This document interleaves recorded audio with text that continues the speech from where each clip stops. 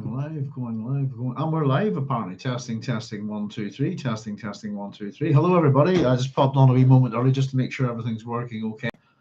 As usual, it's just coming up to 10 o'clock, so we'll say hello to everyone once it hits 1000. Yeah, there we go. I was having to check actually last week. I muted my microphone and I discovered that the mute button was not working. Sootpot says, we're live. Yes, indeed, we are. Sootpot, how you doing, sir? Good to see you. I'm hopefully being a bit less coughy. Myself and the wife have very, very bad coughs over the last couple of weeks. It's just going around at the minute. Feeling a bit more optimistic about tonight. So hopefully it will not be so bad. There's 10 o'clock, folks, so I'll say hello. How you doing? Thank you very much for joining me as always. I'm Doc Sloan. Welcome to my science fiction station, also known as the Doghouse. And tonight we're continuing with our epic endeavor of exploring all 6 of Frank Herbert's Dune books. We're on God Emperor of Dune, the 4th of them. And tonight we're on chapter 7, which is the return of Duncan Idaho. Or Duncan Idaho lives again. Pardon me, excuse me. Sootpot saying happy days. Happy days indeed. Yes, indeed. We've had a crazy week here. We got buzzed by the American Air Force the other night, which was rather unexpected. For about good almost like a minute and a half overhead our house, which was had the whole country buzzing actually, because nobody told us. And yeah, we've had a bit of a week just running about, just headless chickens into February, that kind of thing. Pardon me.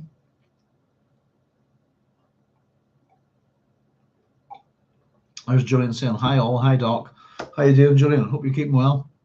Sootpot saying hi, Jen. There's Babs Bilo saying evening, Doc. How do you all? How you doing, Babs? Thank you very much for joining me. Yeah, so I hope you're all keeping well. I'm doing good. Still haven't fully sorted this cough out, but I had my cough medicine. I thought I brought it up there. Pardon me, but I've got some fresh honey and some fluid, so hopefully it'll shake itself off. But it's nowhere near as bad as it was last week, but you can tell I'm still wheezy. I'll never understand this. I talk just fine up until I start this program, and then I start going, pardon me, I don't know what it is. It's maybe psychosomatic or something. But there we go. Yes, indeed. Goodness. Yeah, plenty of stuff to talk about, actually. I must do a wee normal sci-fi show sometime soon. Been checking out A Night of the Seven Kingdoms. Seen that, the whole series, 6 episodes. Thought it was very, very good. Pardon me. Lovely to see a lot of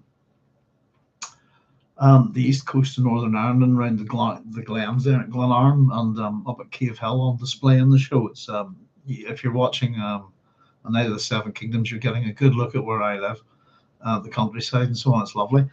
But what a great show. Thoroughly enjoyed it. All sorts of stuff at the moment. So I started reading those stories again, and I've been tearing into Dan Simmons's Hyperion. Pardon me, just because I got new reading glasses and lots of new glasses, and I was kind of stuck there for a while, not being able to read anything. So I'm enjoying that. I'm nearly finished actually. So tonight, I'll tell you what. Let me just have a wee quick look at something before we go forward. Bear with me a second. I got a funny wee letter from X, who I call XFID. Pardon me, it was just in relation to what we were talking about last week, the previous chapter, where Frank started talking about technology, the Sorcerer's Apprentice, this kind of thing, the genie in the bottle. Technology breeds anarchy. Distributes those tools at random, etc. And with them goes provocation for violence. The ability to make and use savage destroyers falls inevitably into the hands of smaller and smaller groups. So I've made a few comments. XFIZ put a few, just to clarify Frank's, I'll just read some of this to you. To clarify Frank's actual thoughts on tech, have you considered skimming through his computer book, Without Me You're Nothing, also published concurrently-ish with God Emperor of Dune and the White Plague? ? And I thought, actually, that's a very good idea, because I don't own a copy of it. I managed to get a copy on the Pirate Bay. So if anybody wants a copy of it, it's available on the Pirate Bay without me or nothing. And I had a chance to scan it, but I'm going to have a wee sort of more detailed look through it. Such a bang-on title for the age of mandatory phone ownership and device addictions. Take on tech is perhaps more nuanced from what I recall of it. So we're here to counter your technology argument. I appreciate you did clarify at the end of the stream. You got the point that Frank was making. Still speaking, Amber Leto said, the genie is not dead. Technology breeds anarchy. It distributes these tools at random. Correct. The printed word, for feck's sake, he says. The decentralized internet and its aftermath, as Jay Biden once said, come on, man. So, yeah, I mean, you'll hear me say that I think that the most destructive and beneficial form of technology that man has invented is the written word. Highly problematic. It says the state is tightening its control on US via tech in every aspect. There's growing pushback, if you care to notice. Bitcoin and its successors also attempts at anarchy in its purest sense, breaking free of central bank tyranny. Decentralized and open alternatives to Twitter X like Mastodon and Nostr exist. Federated system where communicating email, open office is a free and open source answer to Microsoft garbage. The e-commerce of print and broadcast media by nobodies with a bedroom webcam or smartphone, etc., etc. Plus, you made your audience well aware of your fondness for BitTorrent. Why not? Because that's where we got this book. Be careful, the time to invest in VMPs is long overdue, etc. Don't forget, it was DARPA who birthed the internet, it was indeed. All modern tech is an offshoot of military. Heck, social media too. You know the story of Facebook's antecedent lifelog. CIA, Pentagon gives seed money to tech startups. Google the phrase total information awareness. So, and with them goes the provocation for violence. Again, this part from the book. Government has a monopoly on violence. It's the axiom passed you by. As Americans now has the Second Amendment fared over the years and its present-day assault by the two-faced president who acted as a fair-weather friend to the sensible and strictly disciplined majority of gun owners on the campaign trail. Also, the assault on free speech in the West is being meted out by an organized minority of this says Zionists here. For proof, there are ample and recent clips of the ADL's Jonathan Greenblatt openly gloating about the fact to his audience. So just in relation to that, the Herbert's estate, Frank was right. Tip jar will outpace the spice horde given enough time. While his reasoning was no doubt shaky, the DEI initiatives in the US military under Biden made fish speakers seem a lot less ridiculous than in 1981. Let me see. So it was computer hardware. While you're talking about computer hardware, so this is the point that I was making. SSD memory and GPU prices skyrocketing at present. The excuses being a supply and demand issue driven by data center hoarding. But regardless, the hydraulic despotism girding the own nothing and be happy WF matter is coming true. The goal being all intensive computation will only be possible on a cloud basis. So no digital sovereignty or privacy allowed, while funneling the ability to freely compute into an even smaller group of hands. So this was the point, I suppose, ultimately that we were talking about, was that the Savage Destroyers falls inevitably into the hands of smaller and smaller groups until at last the group is a single individual.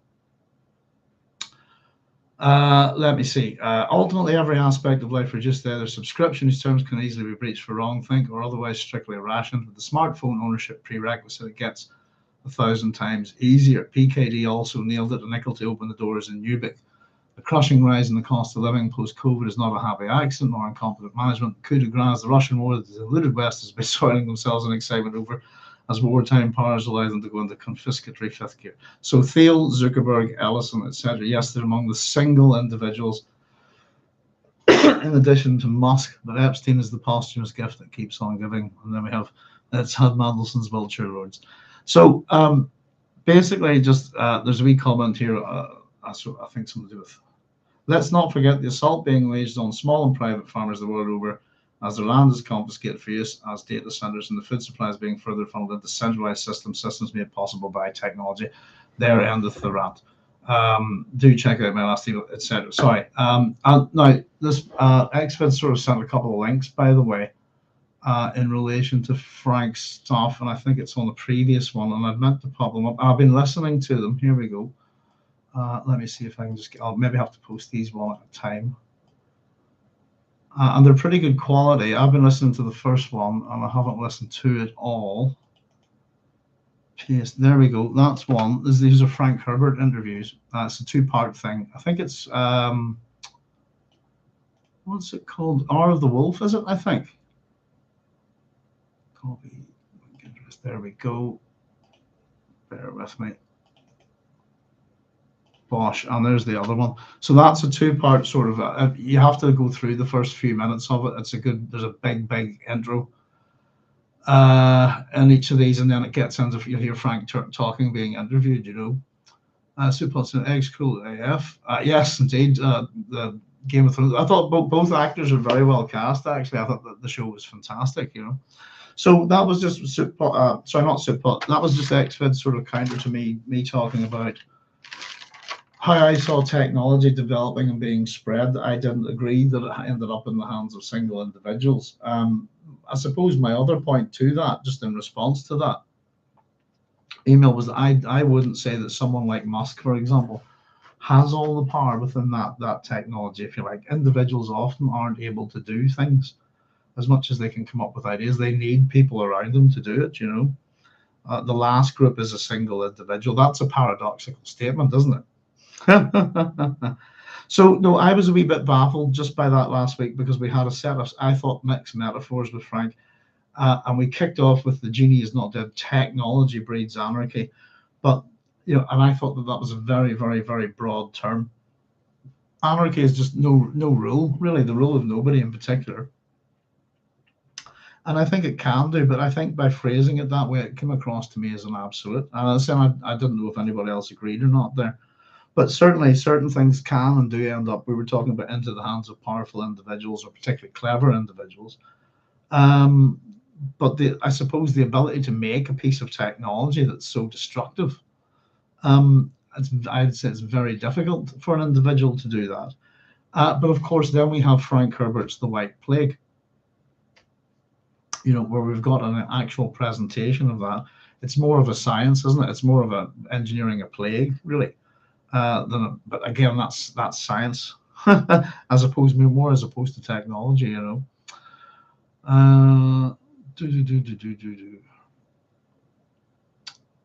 Oh, Cynthia's saying, hi Doc, hi all, hello folks there. Sorry, I was just reading a wee sort of bit of correspondence just in relation to that last week, because I was a wee bit confused by it. And I thought some of the things that in that little bit that Frank's writing wasn't flowing too well. I just thought there were mixed metaphors, etc. But the one thing that I kind of forgot is that Frank is paradoxical, I suppose. So as much as he's been presenting us with this kind of how would you put it, he talks about his dislike of the technological toy syndrome, but I think he's very much talking about science fiction there.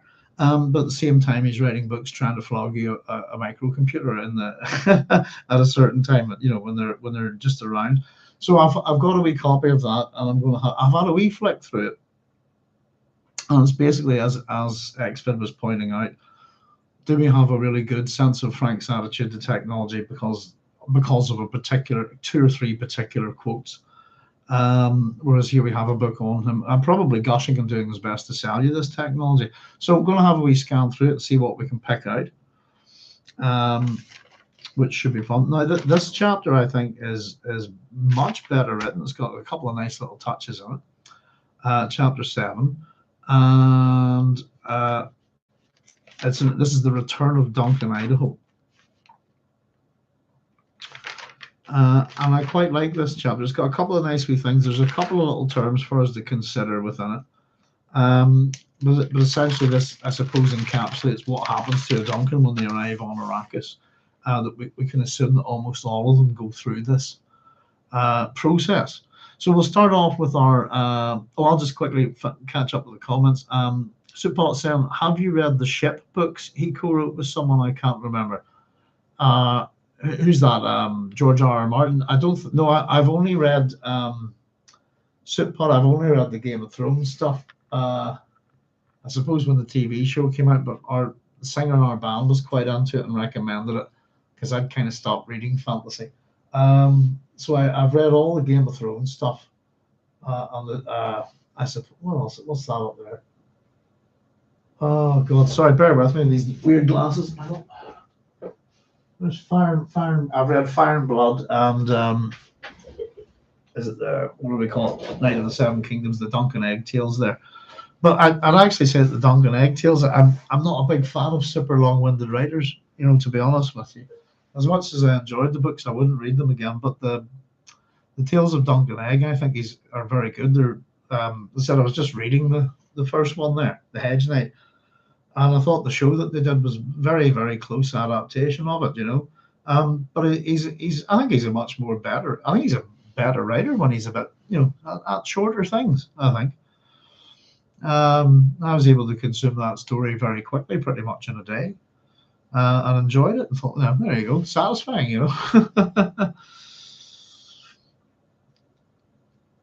And there's Carlos Casares. So those two links, folks, are to a couple of interviews with. It's a two-part interview.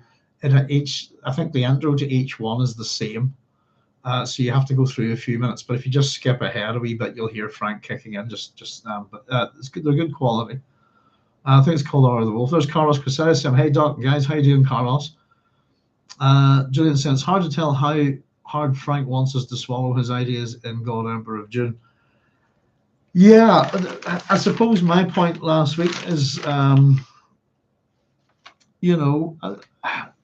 suppose the question is there was something particularly interesting last week because it's the beginning of the discussion of government and the myth of government and the myth of the military, if you like, the man machine of the army, isn't that it, as he puts it? I think we're going to get these developed. We had all a list of different titles and so on. What was it? The pharaonic disease and so and damn the Romans, all this stuff. I kind of thought that, I don't know, that the Romans broadcasting the pharaonic disease wasn't a particularly. I didn't really agree with that statement, and I don't know. There were some things I thought about here that makes the God Emperors seem less godlike, shall we say?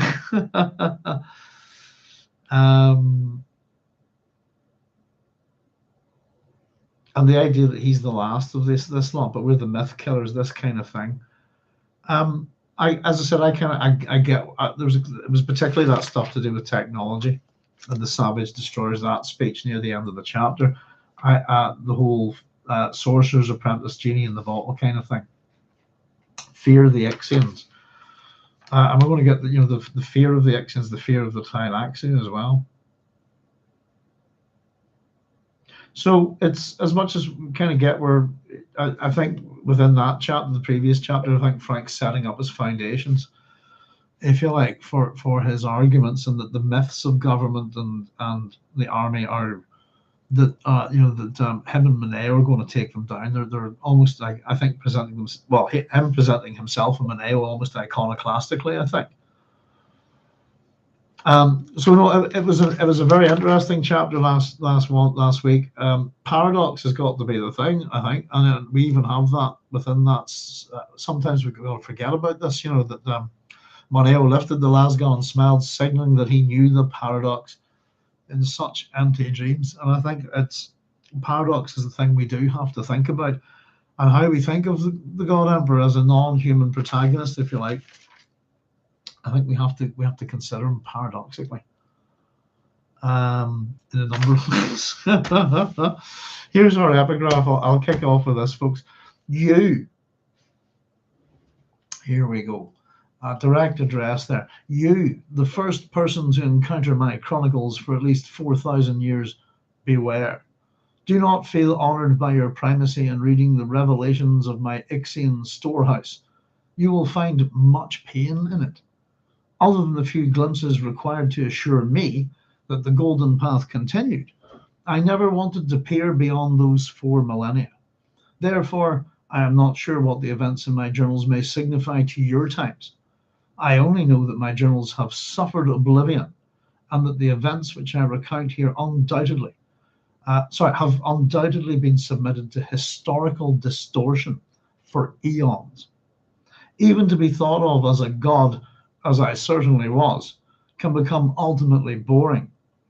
It has occurred to me more than once that holy boredom is good and sufficient reason for the invention of free will. And this is an inscription over the storehouse entrance at Dar es Balat. So this is what awaits the first people who find this inscription. and it addresses them directly. You know, at least 4,000 years. So again, there's a sense of not really knowing certain things. And we get this sense that Leto doesn't want to fall into the trap of forever looking forward, if you like, into the prescient vision. He's selective, isn't he? He a few glimpses here and there to make sure everything keeps going okay, but otherwise he seems to tend to holiday more in the past, I think.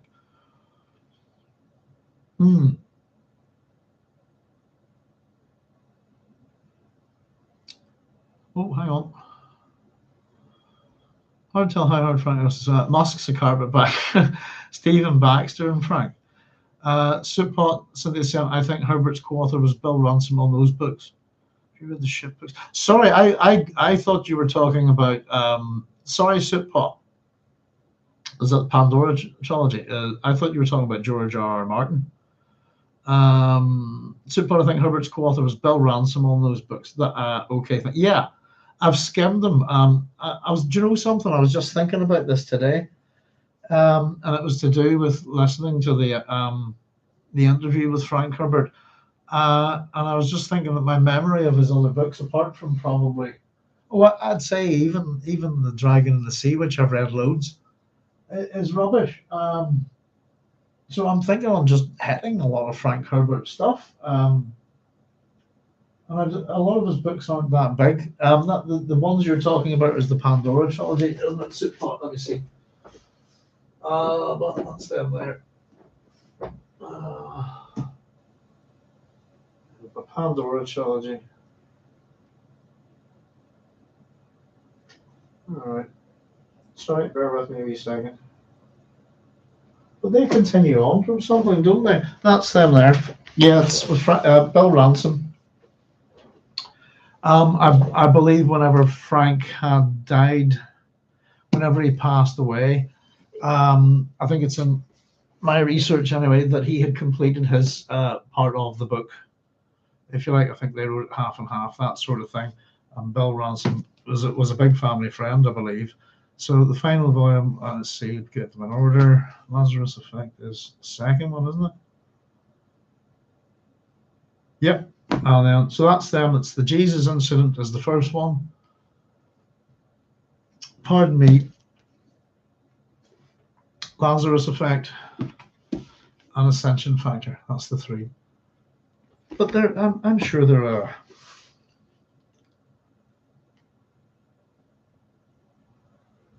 I'm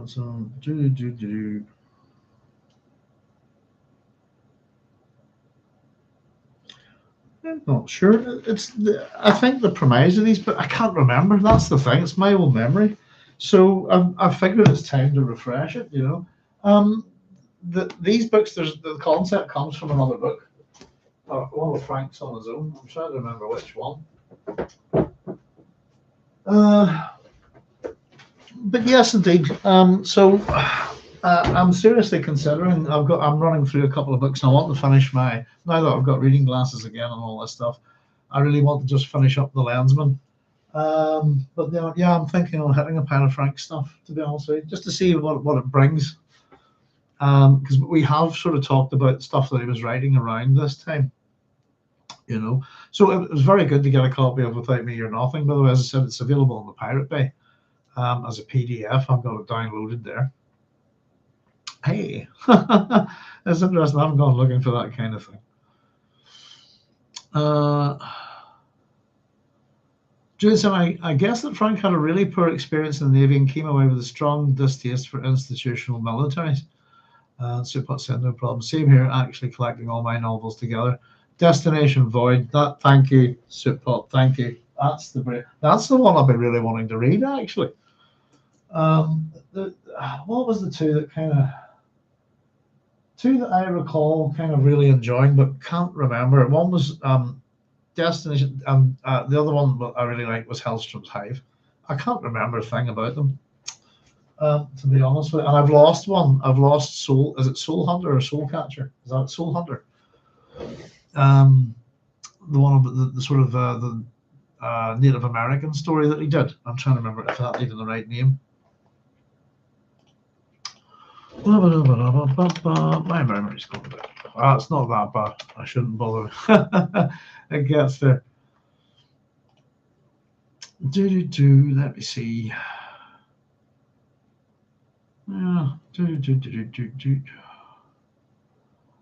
Posthumously published. Yes, Destination Void, 1965. Originally published as Do I Wake or Dream, and then The Jesus Incident, Lazarus Effect, and the Ascension Effect. And then we have a Consentience series. I've got a lot of this stuff on a sort of set of slides I did, which are, let's see, short stories, A Matter of Traces, The Tactful Saboteur, which are both collected in I, and then Whipping Star and the Dosadi Experiment. So that's a series, and then everything else is standalone outside of Dune. There's a Heisenberg. Soul Catcher is the one I've lost. Direct Descent. I think I have everything else, apart from the posthumous stuff. I think pretty much. I've got a couple of odd little things by Frank Herbert. There we go. So yeah, and I figured there's a fair amount of his stuff that you could tear through pretty quickly, and I quite fancy. I love the Dragon in the Sea or Under Pressure. I think that's a great book, and I quite like submarine books. That's the one I remember best.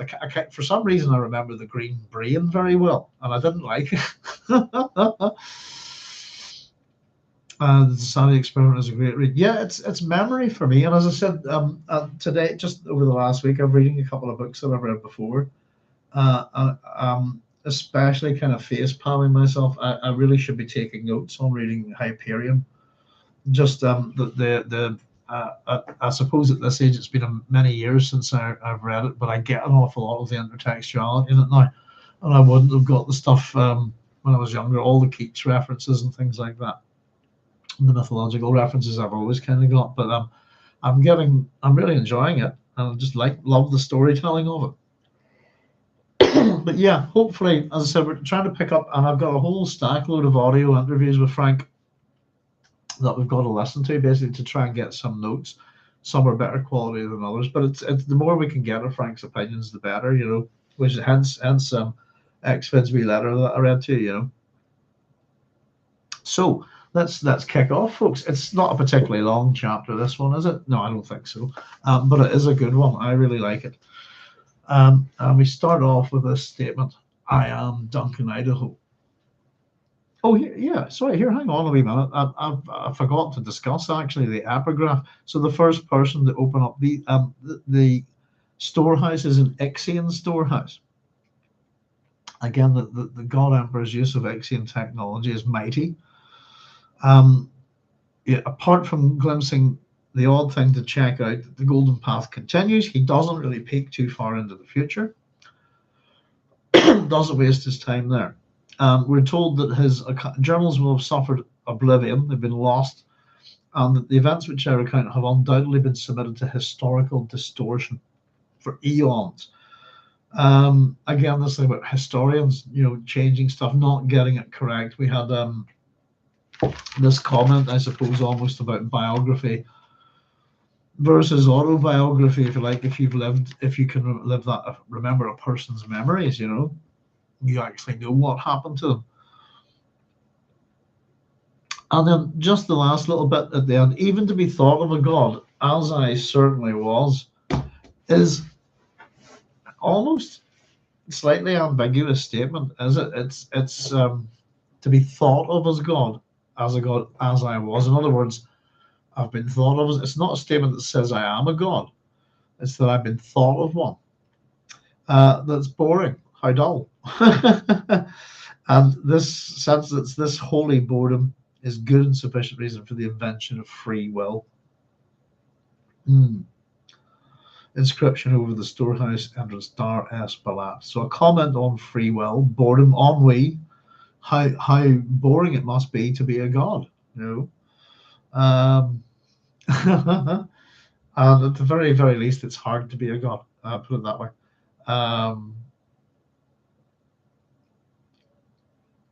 That's the one where the main characters and Emily Hive.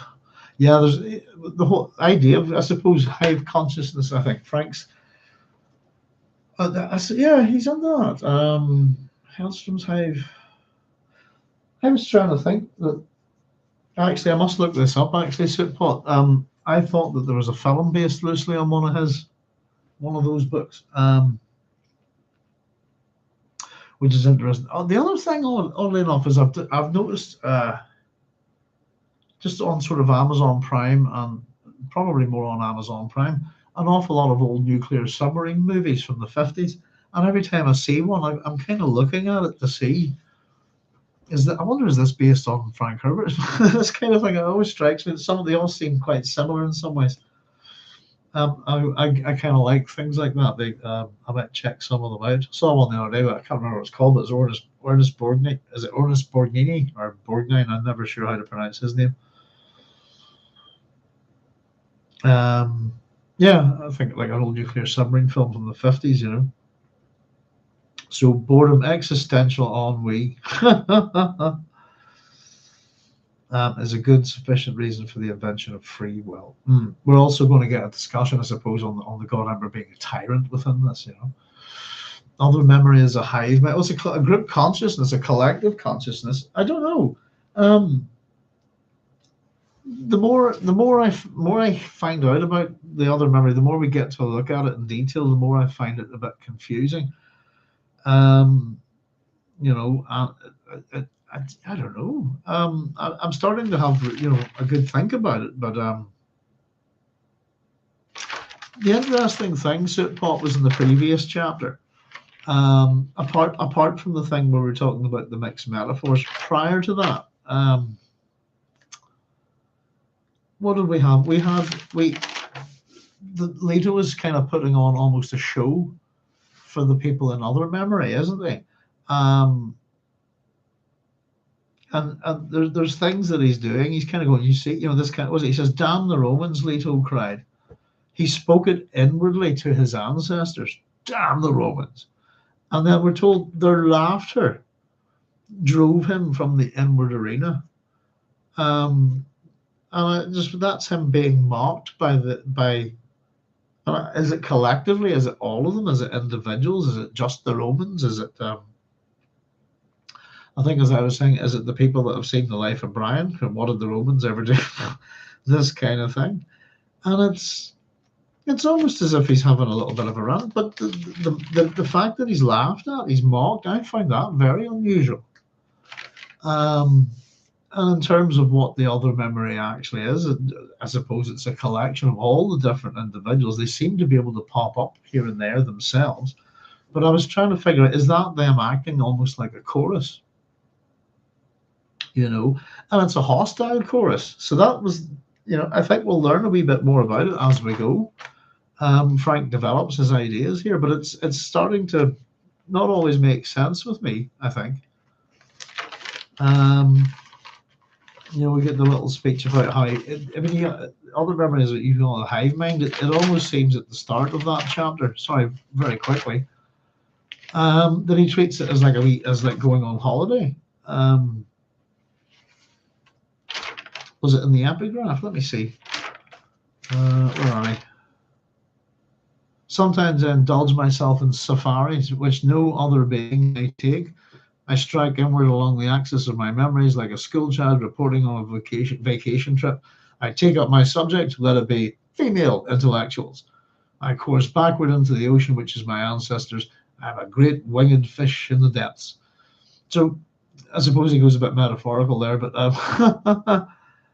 he hunts out specific persons regarded in our histories. What a private joy to relive the life of such a one, while I mock the academic pretensions which supposedly formed a biography. As I was saying, I wonder, was that a dig at formal education there? And you could almost imagine, actually, that if you took that a bit further, would be that the people who had academic pretensions in writing such biographies on such individuals may also be in his memory. You know, so who's there and who's not, you know. So sorry folks, I'd forgot just to run through the epigraph there. He calls it a safari. Yes indeed, that's about you know, is that a holiday or is it a hunting holiday? I suppose, possibly. I wonder what the meaning of the word safari is, actually. That's an interesting thing. Let's find out.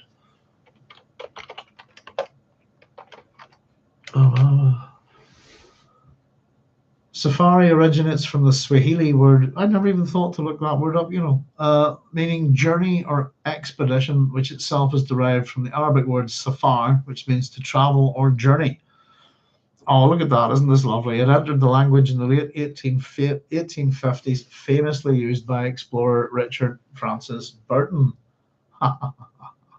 There you go. Is that down to him that we have this word in English? Most likely, I would say he's yeah. There you go. Isn't it interesting how we always encounter Richard Francis Burton? Sooner or later, we'll run into that man. What a guy. So this Paul and Alia dealt with their other memories for years, a couple of decades. Leto had them for thousands of years, so perhaps we'd expect them to change or evolve with him in this theatrical way.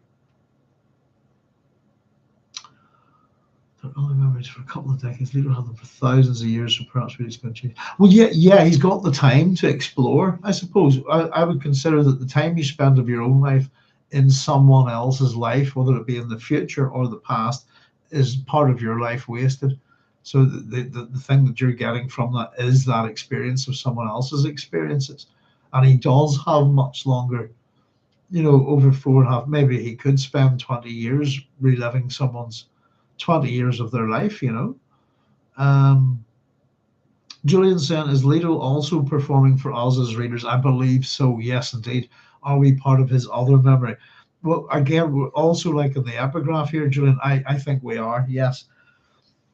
Whenever there's direct address in this book from Leto II, I think it's Frank aiming at us. The trick, I think, is to separate. There'll be some aspects of Leto II's character that are just to do with Leto II, and then for the story's sake, the narrative, that kind of thing. But there'll be other parts of it, I think, which are Frank's political leanings and his philosophies, I suppose, his opinions and all things, and again, we can see the military, government, religion, tyranny, I suppose we're going to get here too, sex and gender, this all is, all of it's there. But yes, the Supot says spooky. Yeah, you is the first word of this chapter. Hey, you. That's kind of when I teach my students about sort of rhetorical speech. We always talk about direct address, but how's the best way to grab someone's attention is just, hey, you. Yes, you. Not that we do that, but the metaphorical equivalent of it, I suppose. Pardon me.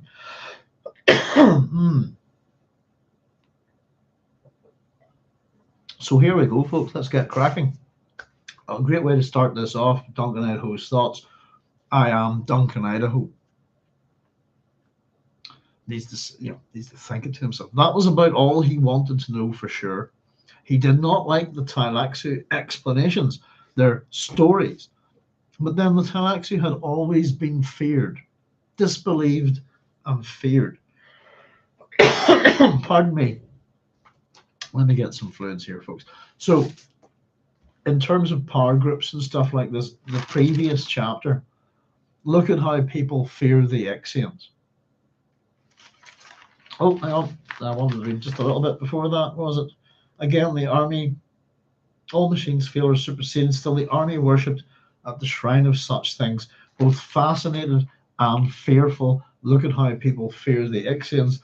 It's our previous chapter. Now we have the Tleilax had always been feared, disbelieved, and feared. Excuse me. So we can do some interesting comparisons with these two groups, I suppose. In terms of what they supply to the God Emperor, and how and why.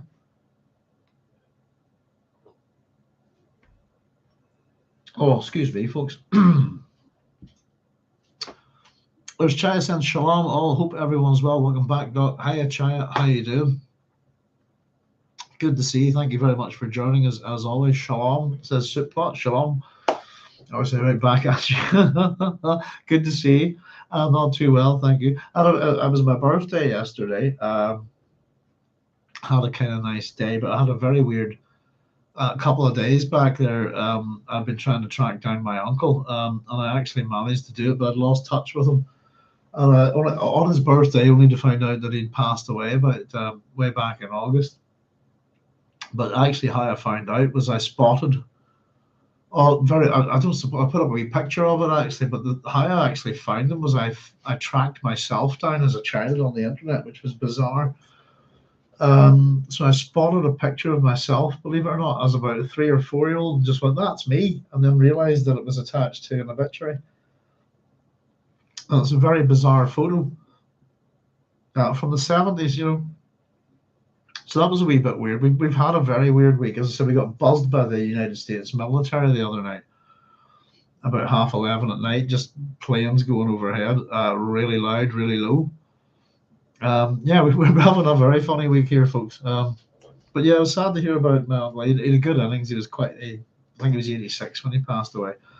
But I found out on his birthday, because his birthday was 2 days before mine, you know. So I was 53 yesterday. Would anybody like to guess I had a nice quiet day, which is what I wanted. Happy to be alive. But would anybody like to guess what my birthday movie was? And if you can figure it out, you can win a prize. I don't know. There's no prize. I'll congratulate you. But it had something to do. If you can figure out which film I went to see, it has something to do with the number 53. Well, I didn't go to see it. I watched it here in the house. So I wonder, can you figure out what it was? And it wasn't Excalibur. Happy belated birthday, Doc. Sorry to hear about you. Oh, no worries, folks. It's life, you know. I said I'd lost touch, and I've been trying to track him down for a while. Something I forgot about, you know, lost a wee bit of time there. But no, he's died pretty peacefully in a nursing home with his family, I think, around him. So there's no. But he's the last of my granny's sons. That's that whole generation gone now.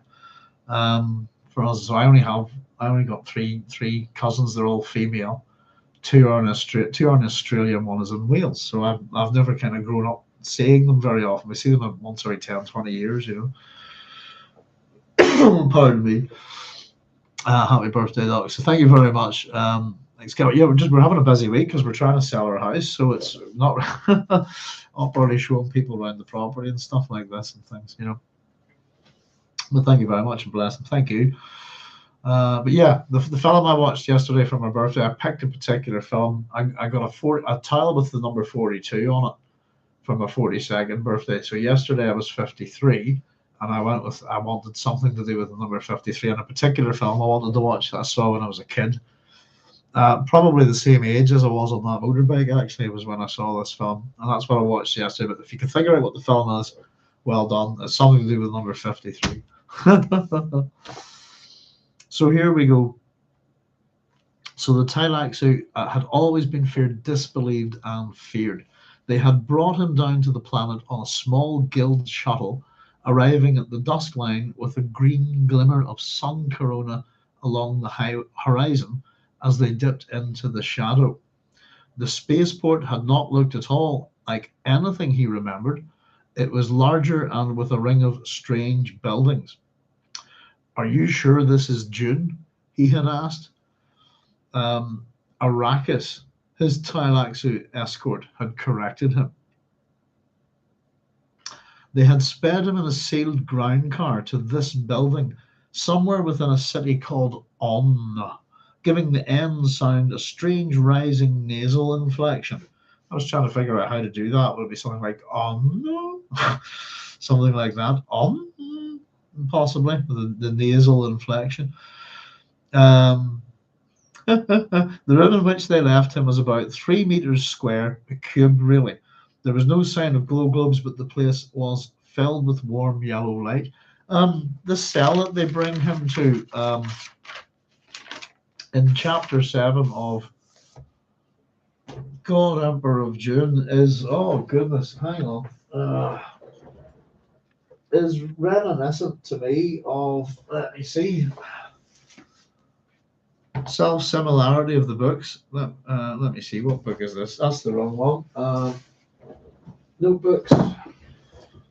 Dune Messiah, Chapter 7, I bet you. Let me find out for you.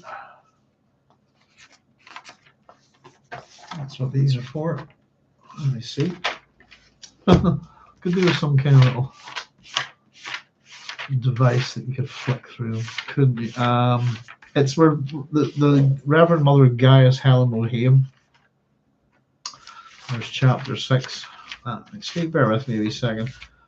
Bosch, there you go.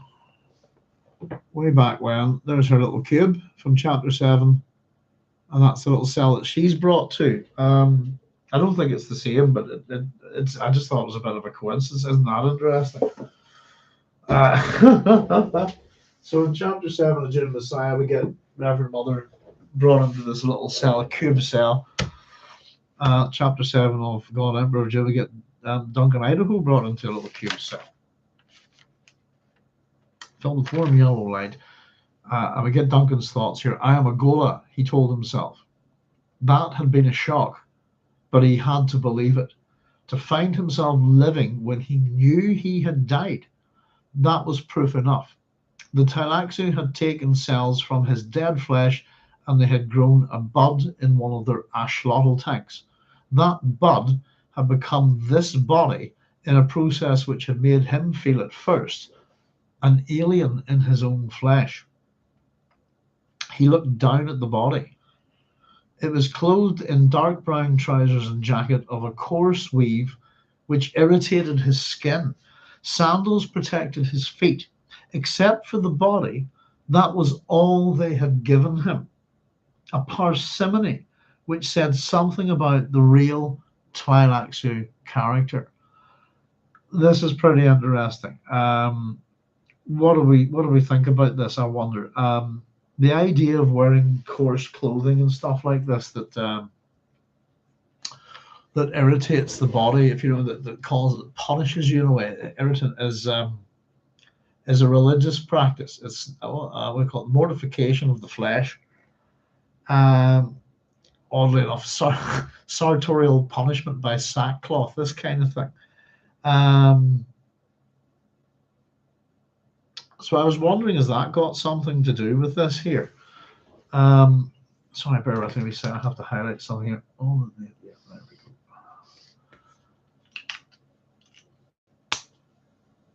go. As I said, it's usually done with what you call sackcloth, haircloth, this kind of thing. In the religious sense, and I was wondering, so what does that say about the Tleilaxu who are Zen Sufi? And then it got me thinking. So parsimony, whenever we're is how would I put it? Stinginess, isn't it? It's you don't want to spend money, use resources, do anything like that. It's being tight, if you like, to be sparing. From the Latin parser, to spare, be sparing. So it's a very interesting statement. Who and what the Tleilaxu are is still a big mystery within these books here at this point. We have the face dancers, etc. We don't really know too much about them. We've got these axolotl tanks here mentioned. But except for the body, that's all they've given them. Clothing that irritates. Coarse clothing, and a pair of sandals, that's it. The most basic items that they could give them. They haven't dressed them up nice in any shape or form. But we're told that this parsimony said something about the real Tleilaxu character. In other words, they're not, I got it in two different ways, possibly a religious meaning, which would be slightly, how would we put it? For them to do it sadistic, for someone to do it to themselves, it would be masochistic, wouldn't it? But I said, what does this say about the Tleilaxu who are Zen Sufi? So they're a cross between Zen Buddhism and Sufi Islam. I've also, I suppose, written next this, how do they view Leto II here? But simply put, they are sparing with finances and resources,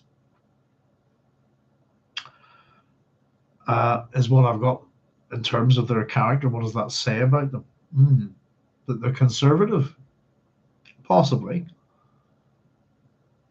There was no furniture in the room. They had let him in through a single door which had no handle on the inside. He looked up at the ceiling and around at the walls at the door. Despite the featureless character of the place, he felt that he was being watched. So here we go. This is from his Tleilax escort. If you like. Women of the Imperial Guard will come for you, they had said. Then they had gone away, smiling slyly among themselves. And we get Duncan's thoughts here within the text here. I suppose there's sometimes a few wee things that whenever we get the thought process of a character that they're in italics, whenever we shift out of that and we get their thought process that's not italicized, then we're into the third person omniscient narrator. But I think when Frank, we've got women of the Imperial Guard here, question mark. We have women not italicized. I think that's just for emphasis here within the italicized text, if you like. So women's not italicized, of the Imperial Guard is. So I was just going, is that a problem? That's maybe just how he deals with it, to emphasize women of the Imperial Guard. The Tleilax escort had taken sadistic delight in exposing their shape-changing abilities. He had not known from one minute to the next what new form the plastic flow of their flesh would present. And we get his thoughts here. Damn face dancers. They had known all about him, of course, had known how much the shape changers disgusted him. So we've got the word sadism there. Sadistic. Sorry. I need a pen. There we go. And as we were saying there, depending on if you put those type of clothes on yourself for a bit of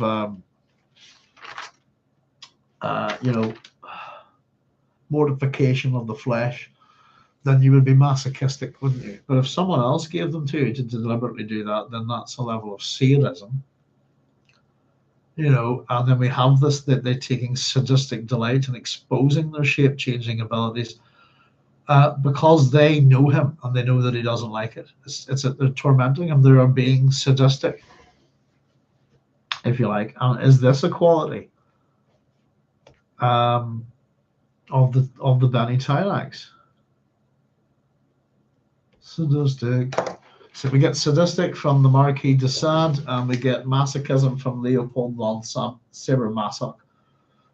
De Sade is, oh goodness, his two big doozies are The 120 Days of Sodom and Justine.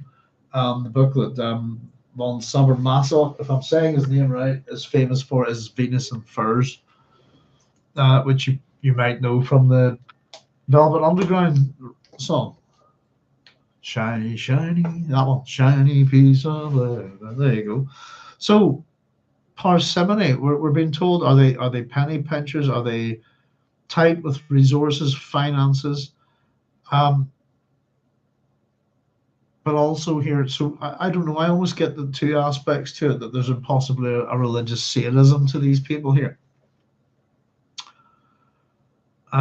Damn face dancers, they'd known all about him, of course, had known how much the shape changers disgusted him. So these things disgust him, so you do your disgusting thing in front of Duncan Idaho as much as possible.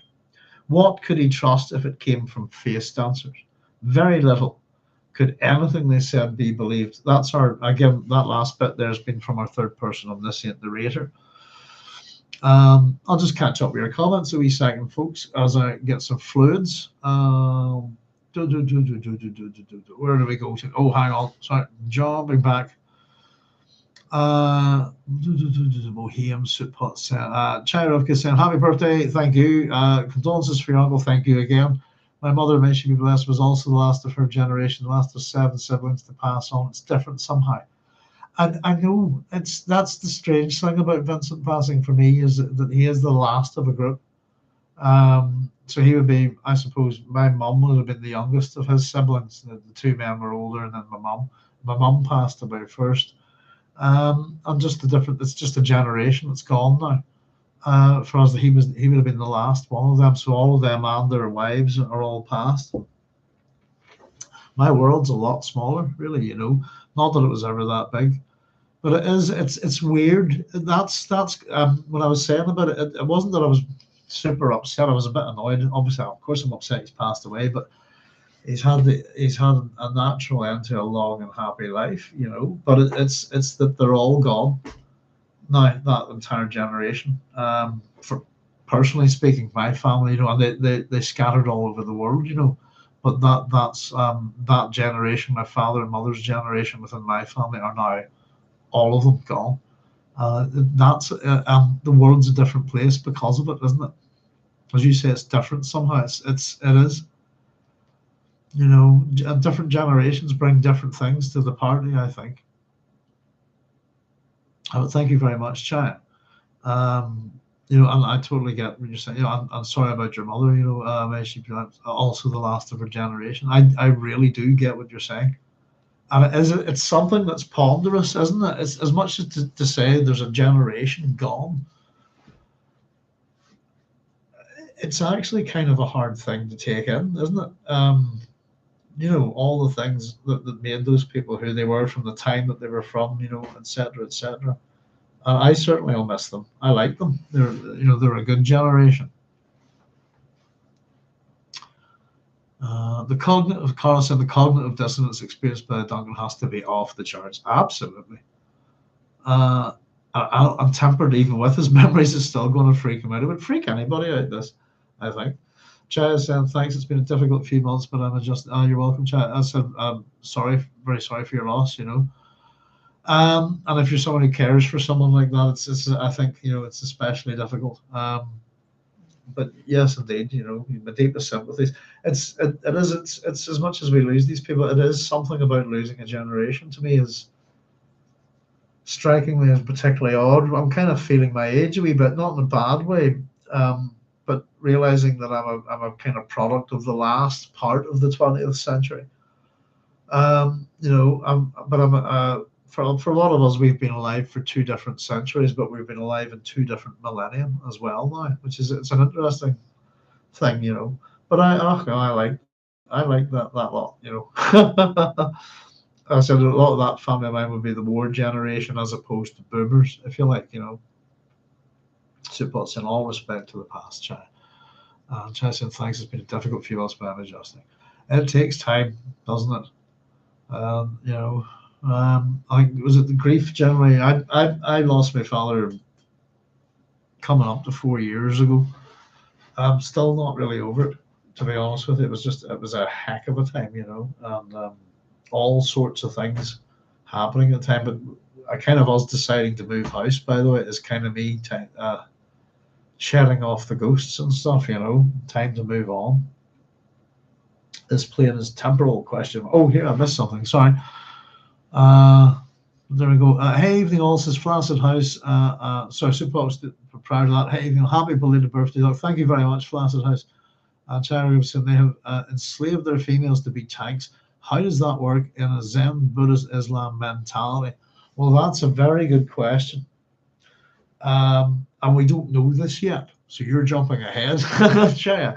We don't know this. The mystery of it is that we don't know what the axolotl tanks are. But yes, indeed.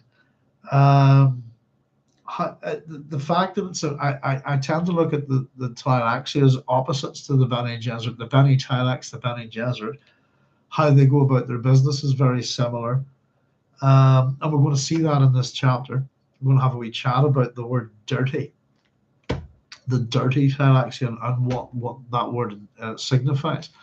But you're absolutely right. How on earth would Zen Buddhism or Islam do this to a human woman? And of all the things that's really freaky, in the Dune series, the axolotl tanks are probably one of the most horrific things in it.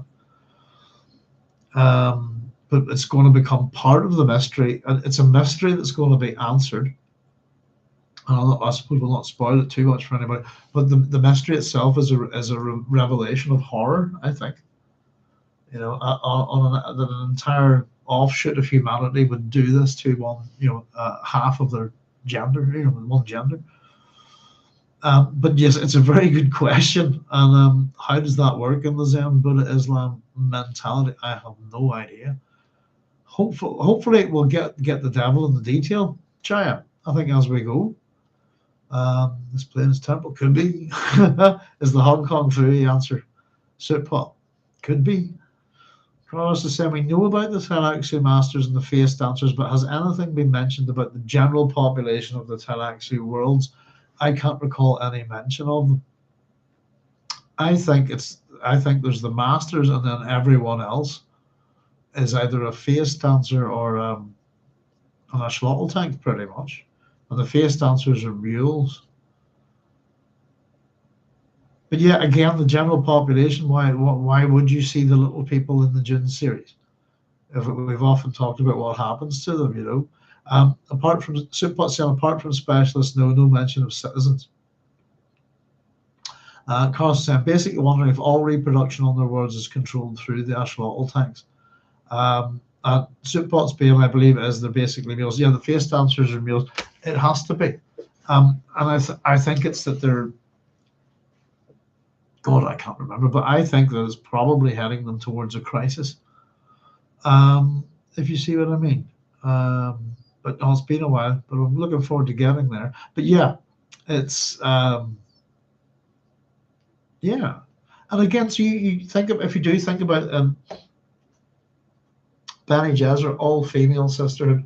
We know that they're not all, but within the sisterhood, they're all female. We know that they employ men, bashars, and soldiers, and so on, and that they train men in their techniques, etc. The Bene Tleilax, a different thing, but they do have a similar appearance, I think, to the Bene Gesserit, and how they operate, I think, is very similar as well. As I said, we'll pick it up in the details. But as to the masters, Tleilaxu masters, and how many of them there are, we'll see what we can find. Big Alaska Joe saying, howdy Big Alaska Joe, how you doing? Chiruk is saying, I think the masters are revived Ghouls, face dancers, or mules. I actually once almost went to a theory that everybody in the Dune Universe is a Ghola, and that you could consider everybody replaced prior to the incidents of Dune. It's quite possible that everyone's has been replaced and nobody noticed. If you see what I mean. Plaster said, they always perplex me. It really looked down as dirty, like you said, but a necessary evil as everyone relies on them for their shady dealings and genetic marvels. The word dirty is important, and it's equally important as the word witch to the Bene Gesserit. The Bene Gesserit are called witches, and the Bene Tleilax, dirty Tleilaxu. And the question is, who is responsible for each of those terms? And it's simply put, the Bene Gesserit are called witches because they wish to be called witches. They put that out there. The Bene Tleilax want to be called dirty, filthy. They actually put the term in circulation. It's them that feed that out. They want people to think that. That much I do remember. So as much as we're getting it here in this sense, dirty, as look down on it, filthy.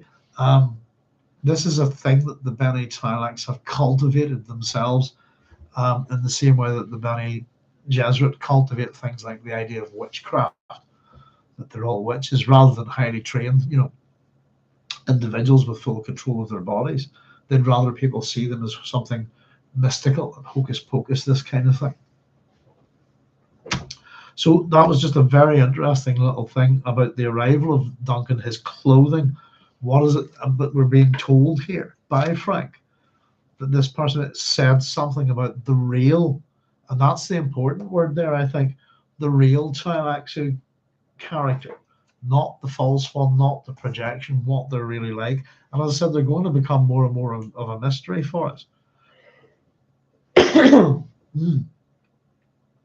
But I got possibly conservative, sparing with finances, sparing with resources, and from this sadistic. And again, as much was it Chaya saying there, how does that work fit into they've enslaved their females to be tanks? How does that work in? How does sadism even work into a religion like that, you know? Where do we get to? I think Masters of Revive goals, face dancers and murals. Fans and they're always perplexed me. Really look down dirty, like you said, but a necessary evil as everyone relies on them for their all other shady dealings and genetic marvels. And somebody is saying Duncan's response to the face dancers is very Bene Gesserit. They're uncanny because he's not able to keep track of their expressions, movements, micro communications.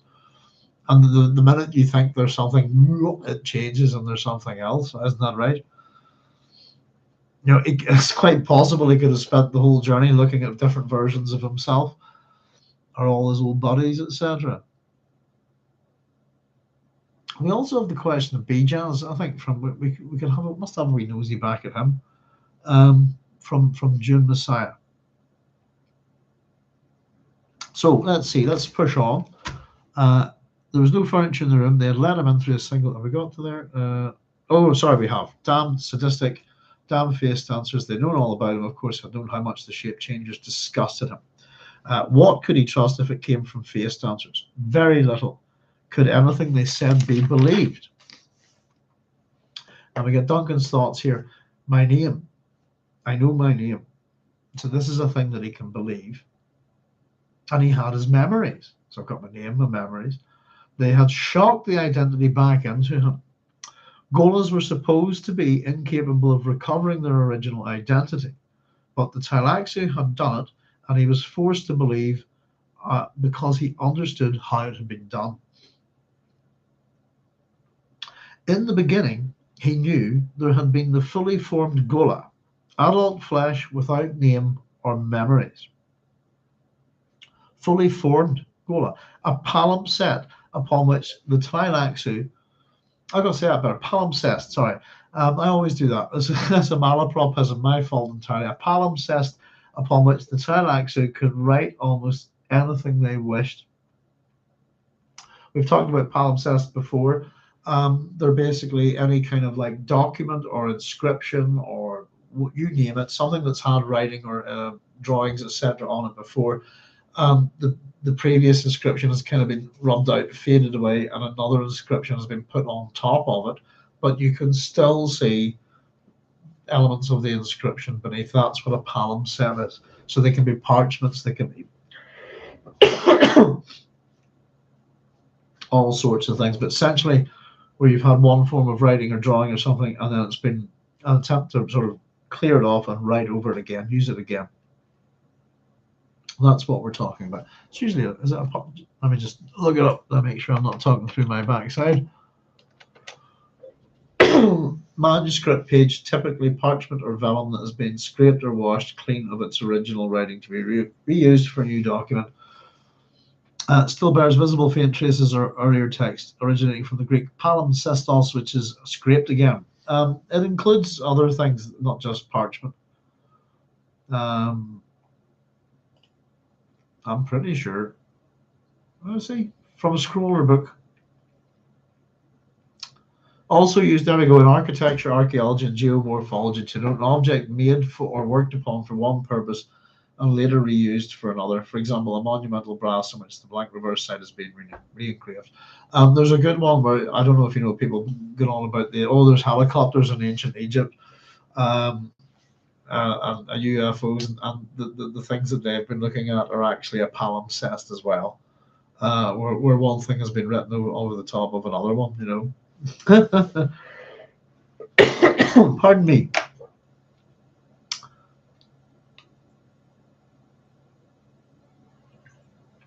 So, he'd been a fully formed Ghola, adult flesh without name or memories. The metaphor is he's a palimpsest upon which the Tleilaxu could write almost anything they wished. In other words, they can rub out what was written there before and put a new script on top. But I would say the old script will still be there. You can still see it. This is the Tleilaxu speaking to him. You are Ghola, they had said. That had been his only name for a long time. Ghola had been taken like a malleable infant and conditioned to kill a particular man. A man so like the original Paul Muad'Dib he had served and adored that Idaho now suspected it might have been another Ghola. But if that were true, where had they obtained the original cells? Ah, mystery, intrigue. And is this possible? Is this true? Let me just, sorry, I just want to highlight a word there. Adored, served and adored. Adoration. This is really interesting, isn't it, folks? So we've seen this before with the hate Ghola.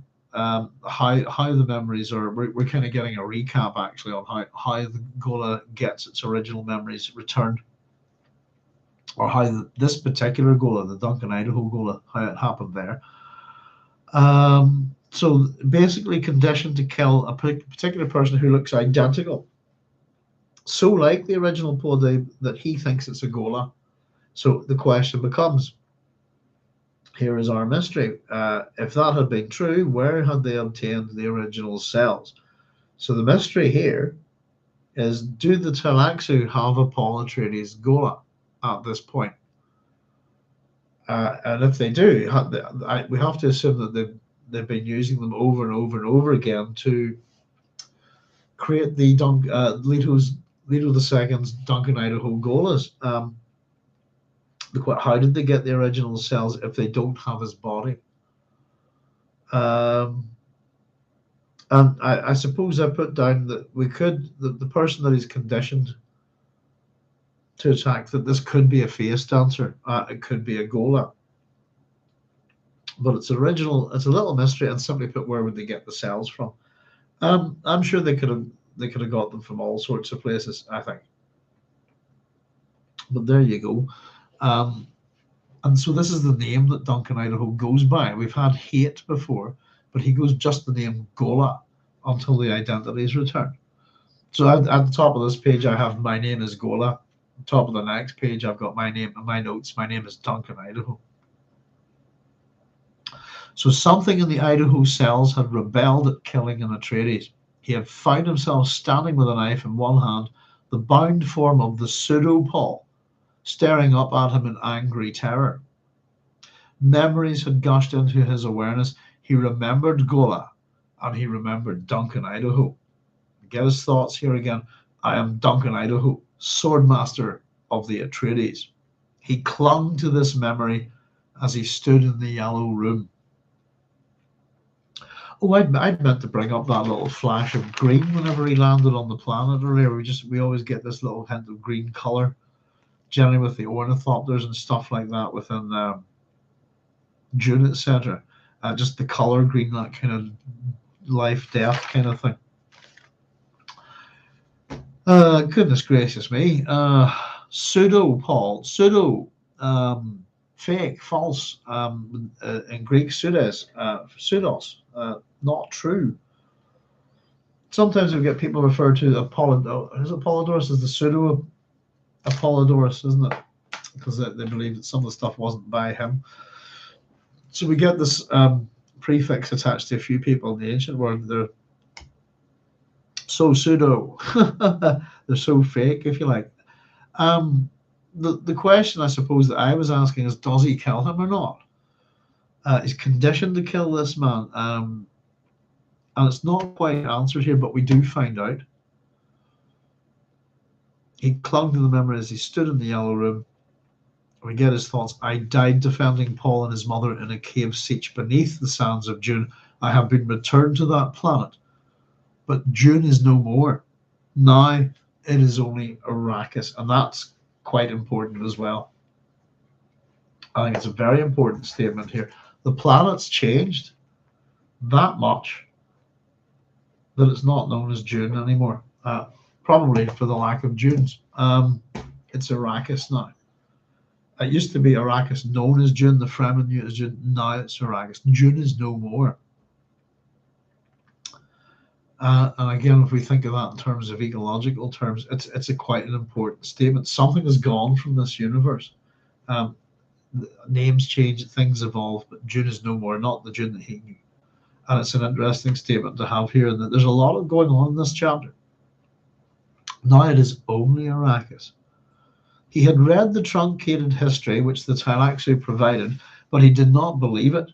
More than 3,500 years? Who could believe his flesh existed after such a time? Except with Tleilaxu it was possible. He had to believe his own senses. So he's getting the right little head bash, isn't he, here? I'll catch up with your comments here, folks, and get a wee smoke and a drink here. Let me just see. Is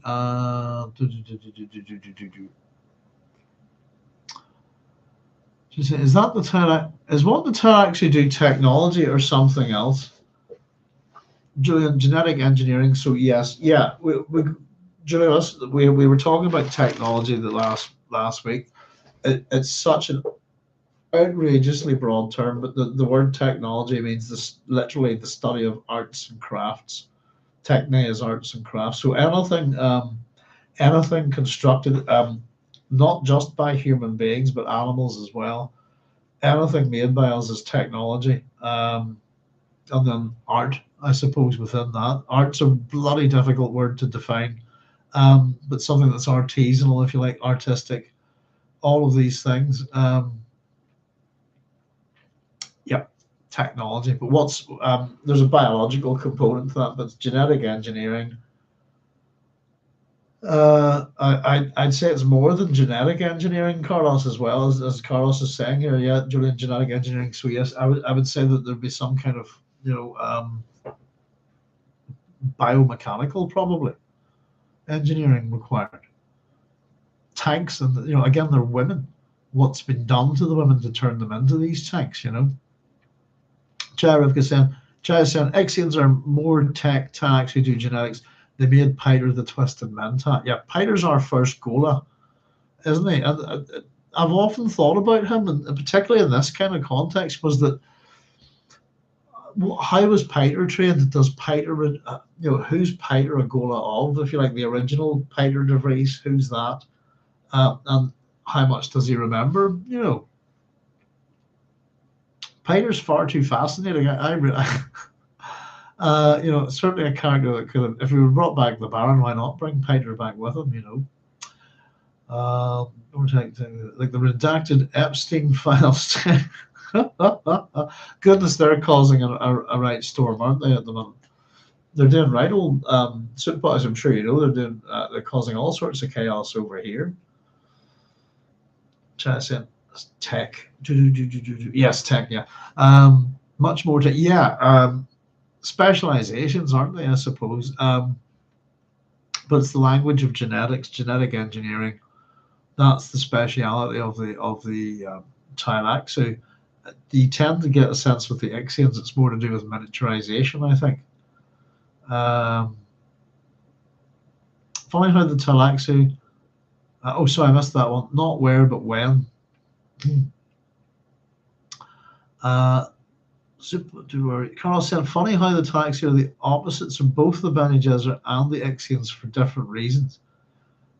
Yeah, it's they're an interesting group, aren't they? And so we're getting a comparison of them in these two chapters. The previous chapter, Ix is evil. This one, Tleilaxu is evil. And why are they evil?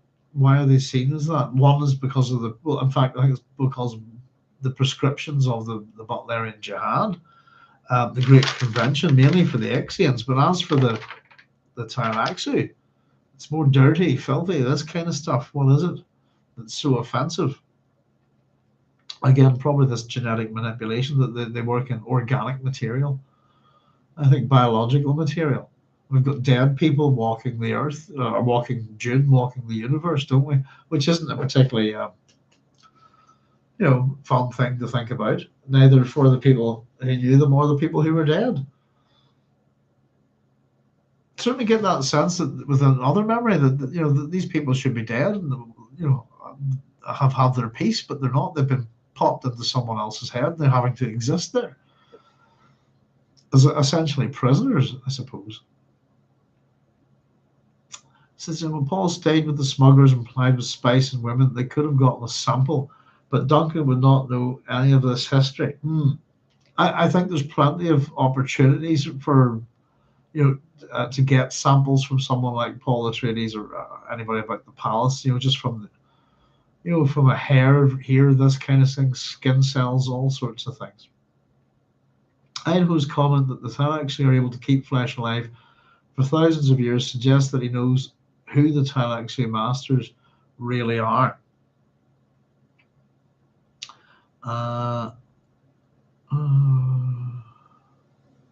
The BT are always referred to as being outside of the Empire, says Sootpot.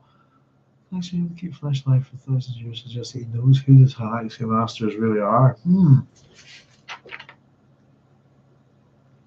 There's something odd in this chapter. Well, Cynthia, I'll point it out when we get there in relation to what you're saying.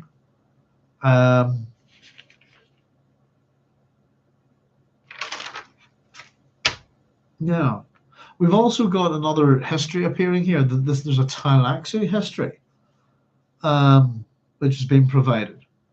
And Duncan doesn't believe it, but this is an alternative history written by possibly alternative historians to the usual Atreides associated propaganda, if you see what I mean. It doesn't seem to be particularly lying to him in any particular shape or form. Where do we get to? He had to believe his own senses. Dune is no more now, it is only Arrakis. He had read the truncated history which the Tleilax provided, but he did not believe it. More than 3,500 years, who could believe his flesh existed after such a time? Except with Tleilax, it was possible. He had to believe his own senses. So this is his instructors here, the Tleilax instructors. There have been many of you, his instructors had said. How many? The Lord Leto will provide that information. I guess the Lord Leto? The Tleilax history said this Lord Leto was Leto II, grandson of the Leto whom Idaho had served with fanatical devotion. But this second Leto, so the history said, had become something so strange. Sorry, went into Will Shatner there. Something so strange that Idaho despaired of understanding the transformation. Sorry, I went about terror at 20,000 feet there. It's just anytime I hear the word something, it's William Shatner time, isn't it? But this second Leto, so the history said, had become something so strange that Idaho despaired of understanding the transformation. So it's what he's read in the history that he doesn't buy it. And it's not necessarily that the Tleilax history is untrue. How could a human slowly turn into a sandworm? How could any thinking creature live more than 3,000 years? Not even the wildest projections of geriatric spice allowed such a lifespan. I would be very curious as to know what the wildest projection of geriatric spice actually is in terms of a lifespan, because we've often pointed out nobody lives particularly long. On Melange, it's not like you're going to live to 300 or 400, but I think we sort of see people rounding off around possibly 120, that kind of thing. But what's the wildest projections wouldn't even come close to that, I think. Duncan's thoughts here: Leto II, the God Emperor. The Tleilax history was not to be believed. Why not? Now, there's a sense of dramatic irony here that we know that he doesn't buy it, but we know it's true. He's a worm, and he hasn't met the worm yet. God Emperor as well, that word in there.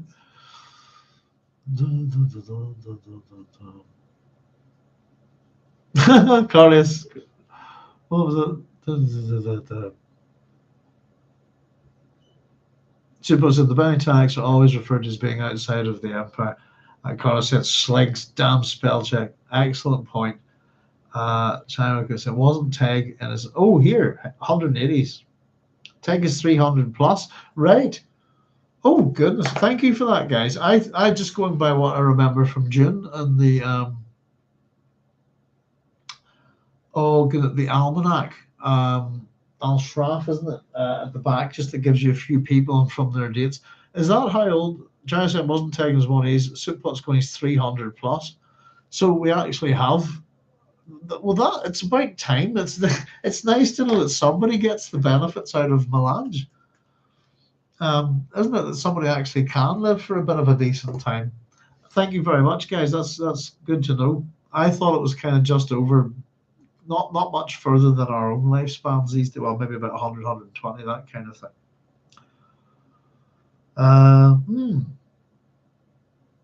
Which it becomes more interesting when we remember the whole thing about the Bene Gesserit not revealing to anyone that kind of Ali has done this, that they can maintain their youth,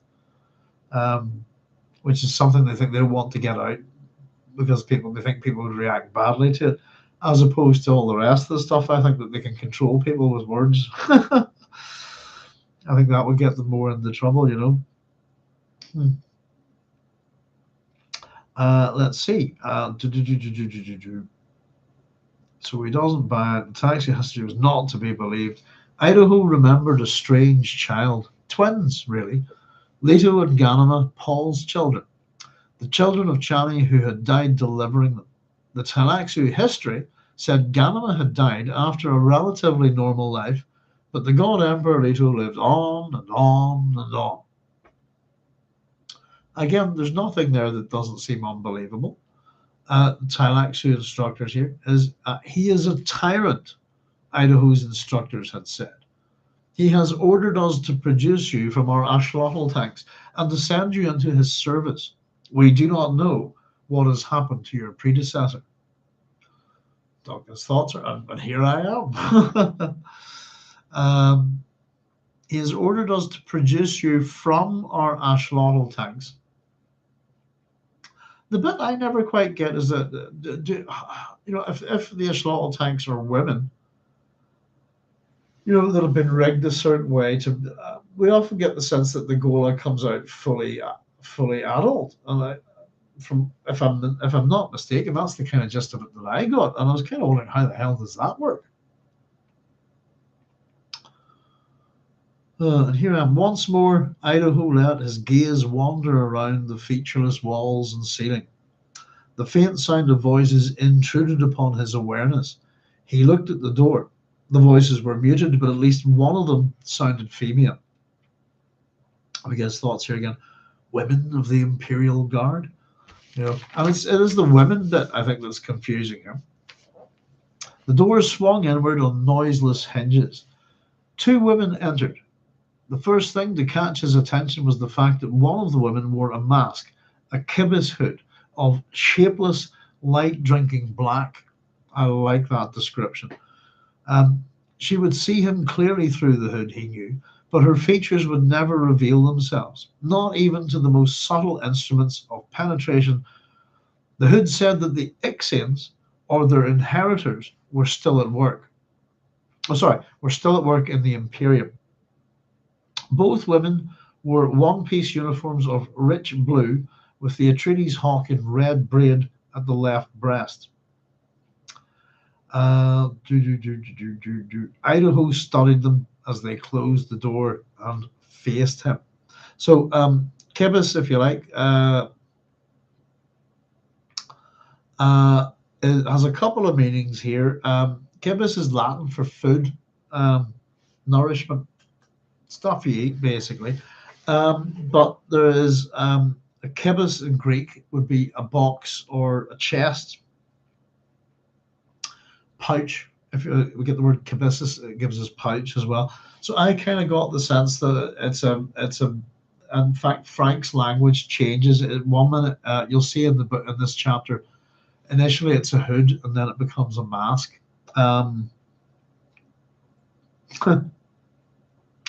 But essentially, if you think about it like a box, something to enclose this person's head. That's the way I took it, as a kibis hood, from the word kibos, the Greek word, or kibisis. But the word kibis in Latin would mean food, which doesn't really make any sense. So I think it's the Greek here.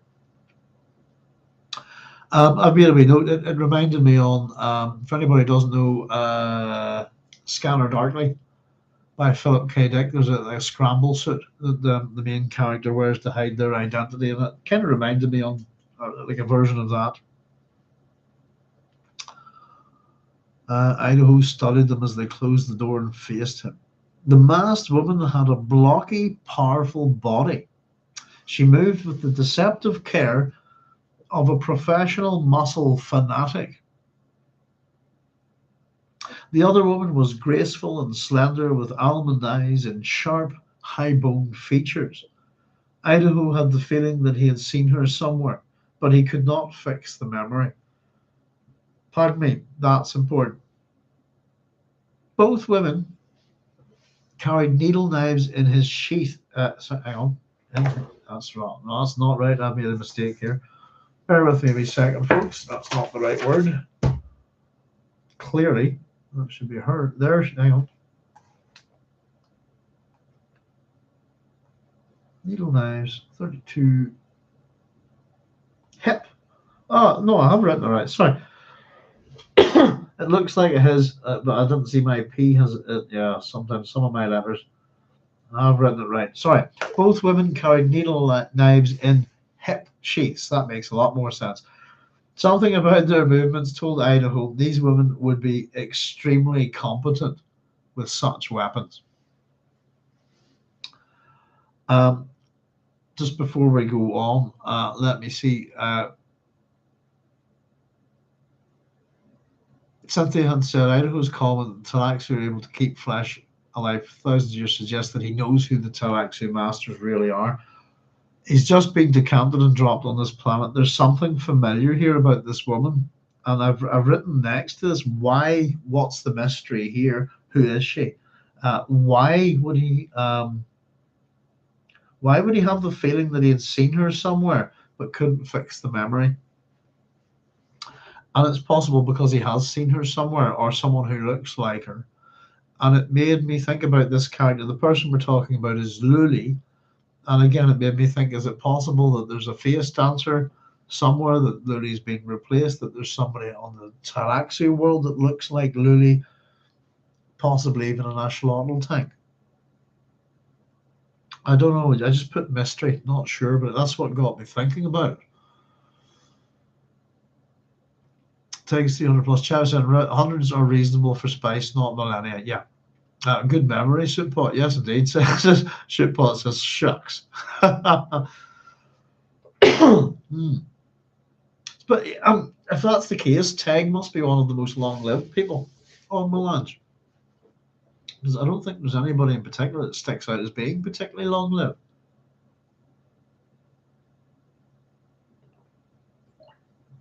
So Idaho, Ch07.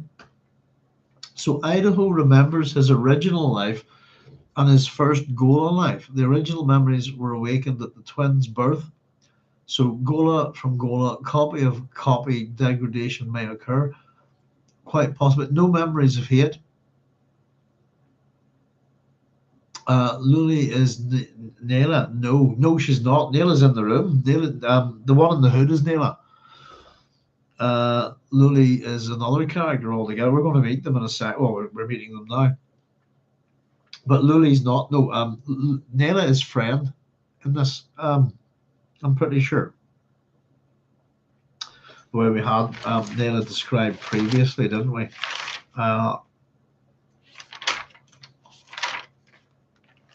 Where was that? Way back a wee bit.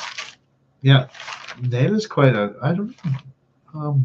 Quite a sad character, I think. I do feel sympathy for her. Oh, let me see. I'll maybe have a wee nose at that. I can't find it at the minute. Nayla, there we are. She's too big for the narrow chair in which she's massive. Outside it was mid-morning. She's the strength. Now this Nayla's the person in the hood. Here, the kibbuth hood. And again, it's the physicality of it. We were just going to mention that there. Close the door. The masked woman had a blocky, powerful body. She moved with the deceptive care of a professional muscle fanatic. I've written next to that. What's that? Is that a bodybuilder? Muscle fanatic. Fanaticism. The other woman was graceful and slender with all almond eyes and sharp, high bone features.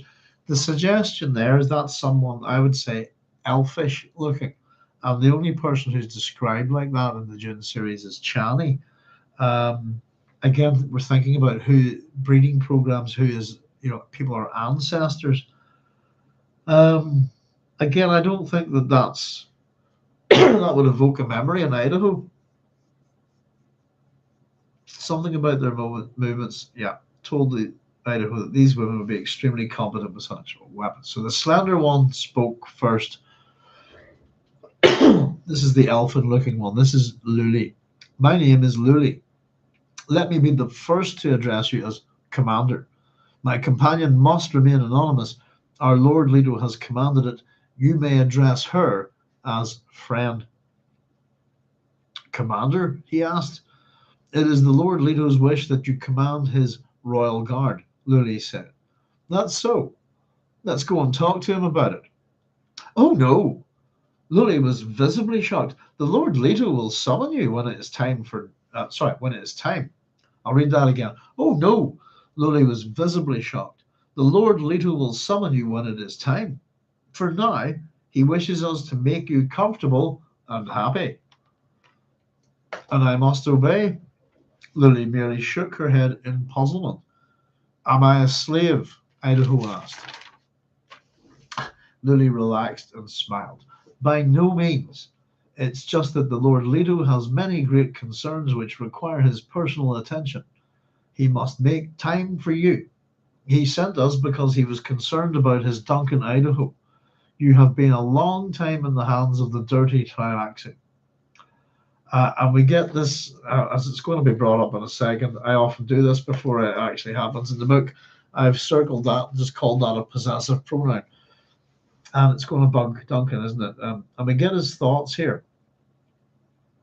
You've just to finish that, Luli says that you have been a long time in the hands of the dirty Tleilax. So we're going to get the language is changing here.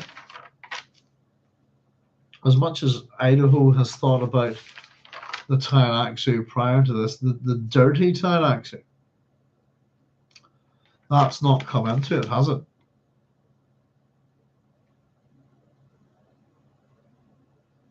We've been told that they're fearful, but this word is going to appear now here.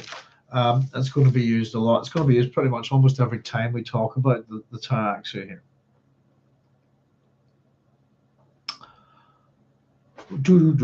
Oh, sorry. Wrong page. There we go.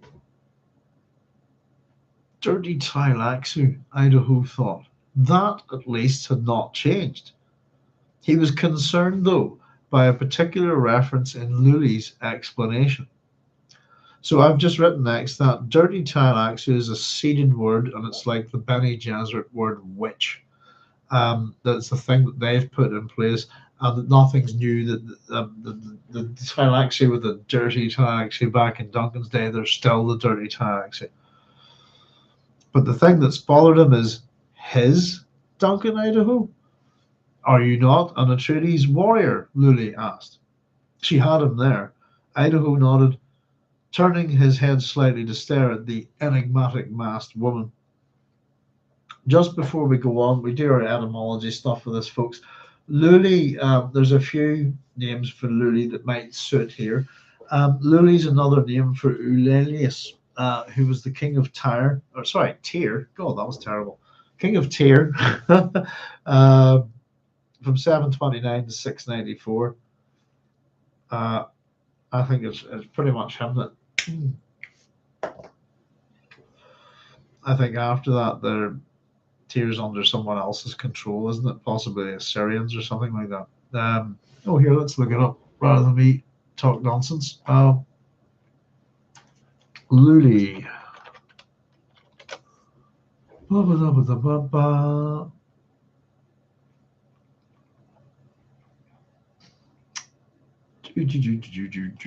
Bear with me a second. Oh goodness, that's not what we're after at all.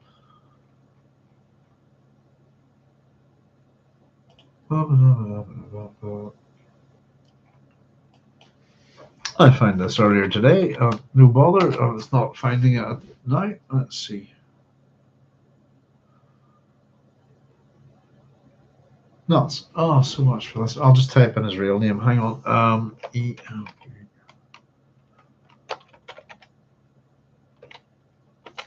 There you go. I was bringing up Luli now. Anyway, there we go. Luli, or Eulalius, was king of the Phoenician city of Tyre.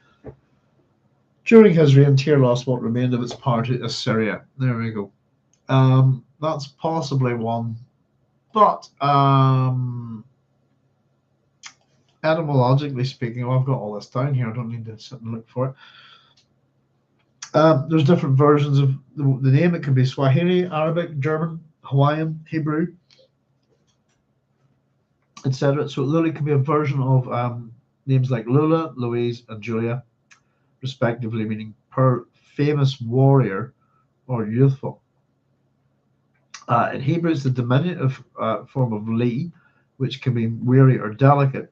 Hawaiian, it can mean to totter, sway, or a shake of the head, which might go here and the nautical pitch and roll, but it's also a name within the Germanic names that have that stem, if you like, root, sorry, part of the name, tend to mean something like famous warrior, which could apply to Luli, but it could also apply to the Hawaiian term here, shaking your head, to totter, to sway, to shake of the head.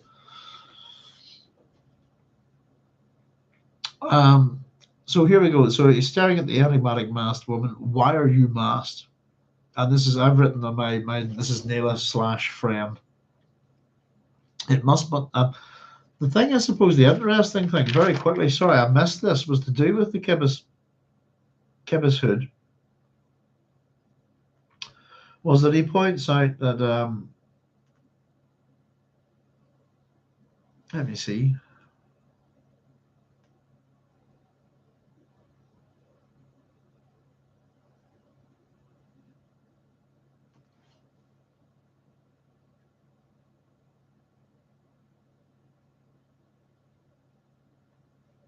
Oh, here, hang on, maybe I've not got to it yet.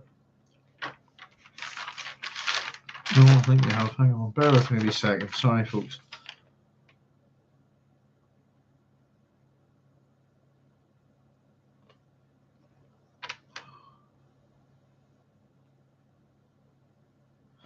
Sorry, where am I thinking? It was just something to do with the fact that such a blocky, powerful body, that this hood, amongst a whole range of other women, I suppose that the hood would do very little to disguise somebody, if you know what I mean, of this person's size. Hood said that the Exians and their inheritors were still at work in the Imperial booth. There was something else you could see.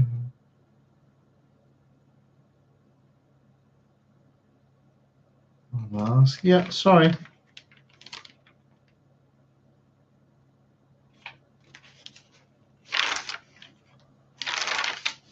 It was something to do with the suggestion. I can't find it quite right here at the moment, but that there must be plenty. Oh no, it is. We haven't got there. Sorry, I'm jumping ahead. There must be a lot of women that look like this. For otherwise, the hood would be pointless. Why are you masked? It must not be known that I serve the Lord Leto, she said.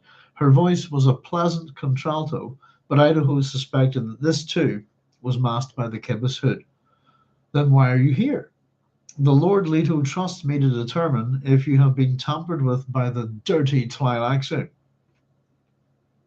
Straight a second term, I've heard it straight away. Idaho tried to swallow in a suddenly dry throat. This thought had occurred to him several times aboard the guild transport. If the Tleilax could condition a Ghola to attempt the murder of a dear friend, what else might they plant in the psyche of the regrown flesh? So that kind of made me think there, that first of all, did Duncan kill the Atreides, that the Tleilax, the fake Paul Atreides? I think the answer is no. Tleilax could condition a Ghola to attempt the murder of a dear friend. If, what else might they plant in the psyche of the regrown flesh? It's the word attempt there. Otherwise, it would just be to murder a dear friend. And so the suggestion is that he was able to overcome it and didn't do that. This is Nayla friend. I can see that you have thought about this. Oh, sorry, hang on. It must be determined that have you been tampered with by the dirty Tleilax. Idaho tried to swallow in a suddenly dry throat. This thought had occurred to him several times aboard the Guild transport. If the Tleilax could condition a Ghola to attempt the murder of a dear friend, what else might they plant in the psyche of the regrown flesh? This is Neil. I can see that you have thought about this, the masked woman said. Are you a mentat? Idaho asked. And this is very interesting. This is Luli responding. Oh no, Luli interrupted. The Lord Leto does not permit the training of mentats. So this universe that we've been used to, we've jumped thousands of years ahead. We have no mentats, no new mentats at the very least. And I've written that there's either no mentats or else they go underground. And the question becomes why? Why no mentats? In a universe where we have, I suppose it's going to be brought up right now, we've got this great convention, and we don't like sophisticated computers or machines like that, then the mentat's a very useful thing, isn't it? They're human computers, essentially. And they're things that really, we've talked about some real human computers before. Idaho glanced at Luli, then returned his attention to the masked woman. No mentats. The Tleilaxi history had not mentioned that interesting fact. Why would Leto prohibit mentats? Surely the human mind, trained in the super abilities of computation, still had its uses. The Tleilaxi assured him that the Great Convention remained in force, and that mechanical computers were still anathema. Surely these women would know that the Atreides themselves had used mentats. So I've just put in here that the Atreides used mentats, but I've written that they were mentats. Paul was a mentat. Paul Atreides is a mentat.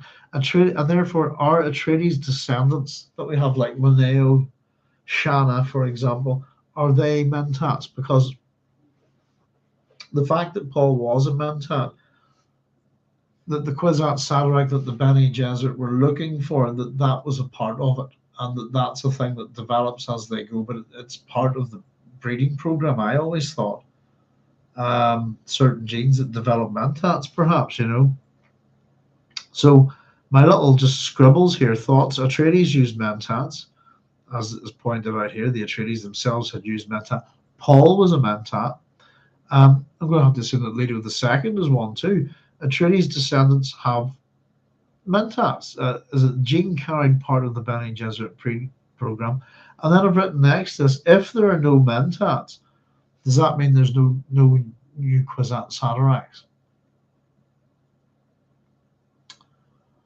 Because the Kwisatz Haderach is essentially, if we remember all the way back, it's basically the equivalent of a male Bene Gesserit who's a super mentat.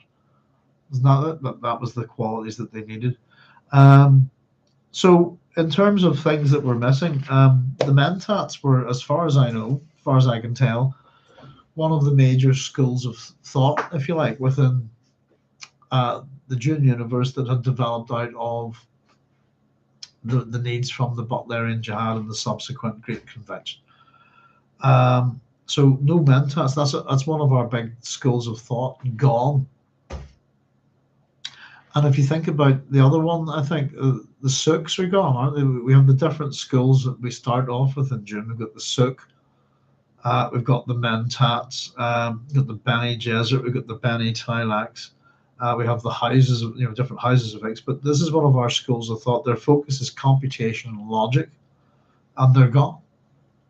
Bye-bye. Leto doesn't allow it anymore. But the word is training there, the training of mentats.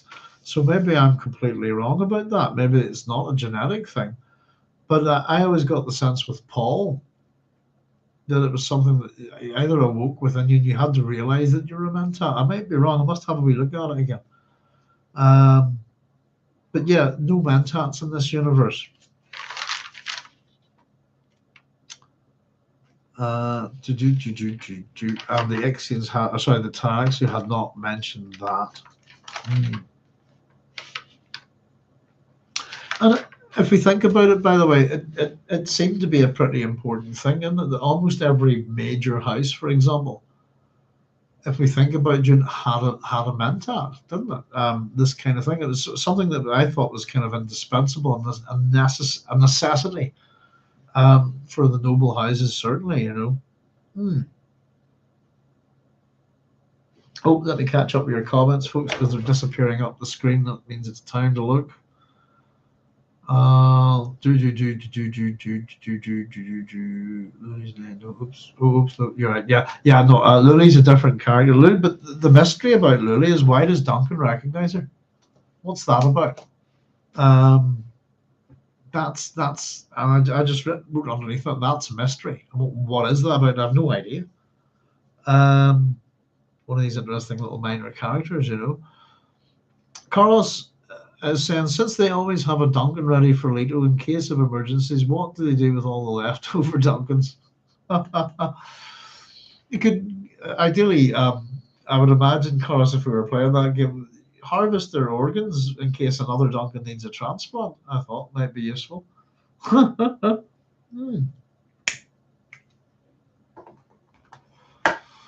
Maybe, I don't know. Get the sense of wonder how long it takes to build the Duncan. To produce a Duncan from tank, to have it fully grown. The term fully grown growth would suggest that time's required, wouldn't it? So they said the persistence of the derogatory epithet dirty gives it more weight for the culture shock Duncan, desperate for familiarity, power of prejudice. And it's the term that his language is different as he goes through this chapter. By the end of it, he's calling, that's what I wanted to point out, he's calling them the dirty Tleilax. And it's possibly even this word, the dirty word, you know, is it's I don't know. I was actually thinking it was almost like a kind of some kind of trigger or something for Idaho. But it is. I do remember it's definitely the Tleilax who have put that out. It's what they want people to think of them. They want people to underestimate them, to think them of something dirty, filthy in the gutter, this kind of thing. Underestimate us, and they have sown that. You know, that's what I think is particularly interesting. That's what I think of the word dirty with Tleilax the same way I think of the word witch with the Bene Gesserit. I think both groups are happy to cultivate that image, if you like, for their own purposes. What gives it more weight for the culture shock Duncan, desperate for familiarity? It's something that they were called in his time, and it's something that he can pick up on, as you say, power of prejudice. Ch07 hate Duncan was killed by Stilgar and Keep. They would have revered him for his water. How did Ty actually get any genes? It doesn't sound like something the Fremen would agree to. Yeah. I don't know, but by the time we get to the last book in this series, we figure out that they've got just about everybody, don't they? And how do they get their genes? I was assuming that if they don't, that they maybe just do need cells. But a Ghola comes from the dead body, doesn't it? I'm hoping that we'll be able to pick out the details of it, you know. But yeah, who knows? I agree. It doesn't sound like something the Fremen would agree to. Paul Atreides' water is in front of Leto, isn't it? So I don't know, but there's parts of the body that are disposed of, isn't there? It's not whatever's left over. There is a Fremen graveyard, as I recall, for those remains. It's possible they could have taken them from there. I'm sure he'd cling on to his past, says Soup, but I absolutely, you've got to have an anchor somewhere. The suppression, Julian saying the suppression of mentats is unusual and has always raised questions for me. It is, and especially when it looks like Leto is using illegal computing machines, possibly AI. Prohibiting mentats could be a way to keep the Bene Gesserit in check. Forcing the Bene Gesserit to train their mentats in secret. Superbot saying only a mechanical computer. We have grey matter, the stem cell CPU.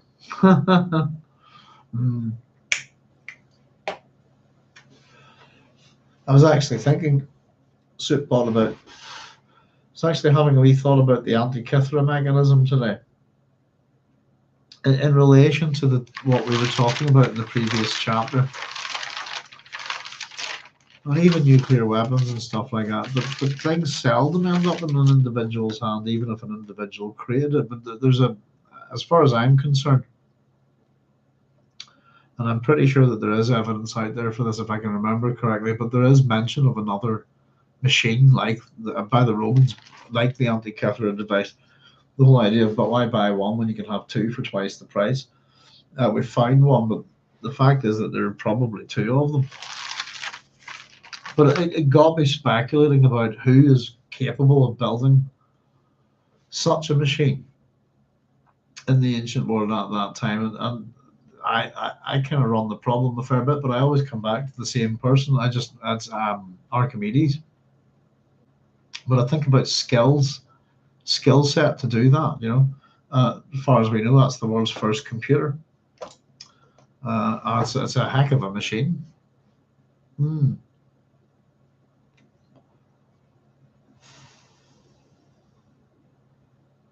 But yeah, only mechanical computers. We have a grey matter, the stem cell CPU. Again, this is the thing. The prohibition against artificial intelligence, not making machines in the likeness of a human mind. Computers don't really work like the human mind at all, to be honest with you. But there's an example of a computer, an analog mechanical computer that has no relationship whatsoever to the human mind. And I don't see the Antikythera mechanism, for example, being banned by the Great Convention in the Dune Universe. It almost seems like a strange carte blanche kind of ban on computers,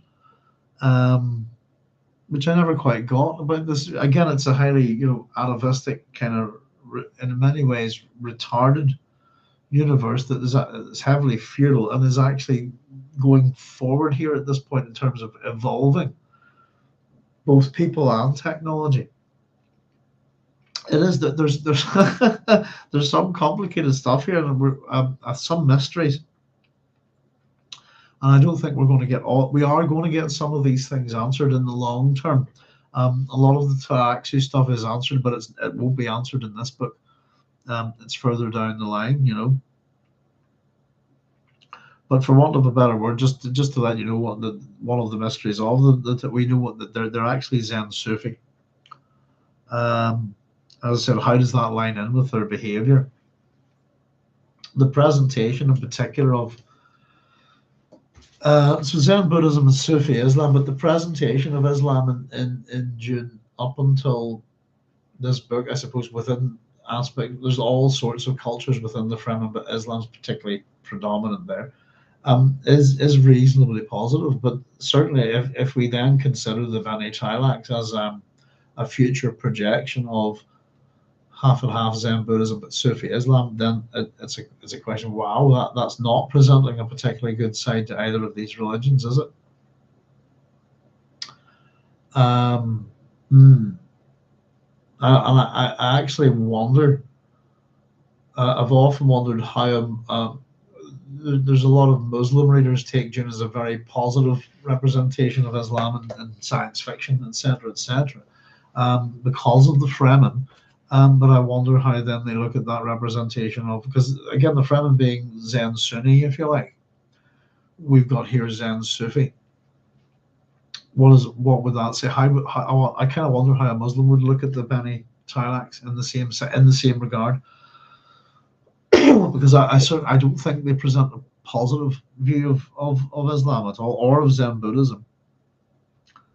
And we have to assume that the religion has evolved Obviously it's not Islam, and obviously it's not Zen Buddhism. This is a far future fictional religion, but it's supposed to have evolved out of these things. And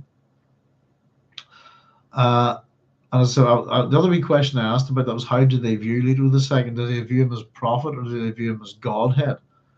At this point, and the fact that they've even tried to pull the wool over God's eyes, if you like, how much have they invested in Leto's God myth at this point? I'm not too sure. Where did we get to there, folks? Sorry, bear with me. Oh, I've jumped all the way back here. Hang on. Because we got loads of comments and we needed to catch up with them. How are you, Mentat? Oh, yes, no Mentats in this word. Dirty Taxi, Mentats. Okay, yeah, I know where we're at now. Sorry, I'll just check the comments and then we can push on, because there's loads of them. The comments are flying tonight, folks. Comments are saying Cynthia, Bene Gesserit Mentat would be a frightening opponent. I agree. Bene Gesserit's just a frightening opponent. Ch07, they've welcomed you Duncans many times. I'm sure Leto had specific scripts to manage Duncan's assimilation into his government. There are too many issues that would bother Duncan's moral values. I was wondering about that. This has happened many times. Many times the Tleilax have brought a Duncan to a room, something similar to what's happened.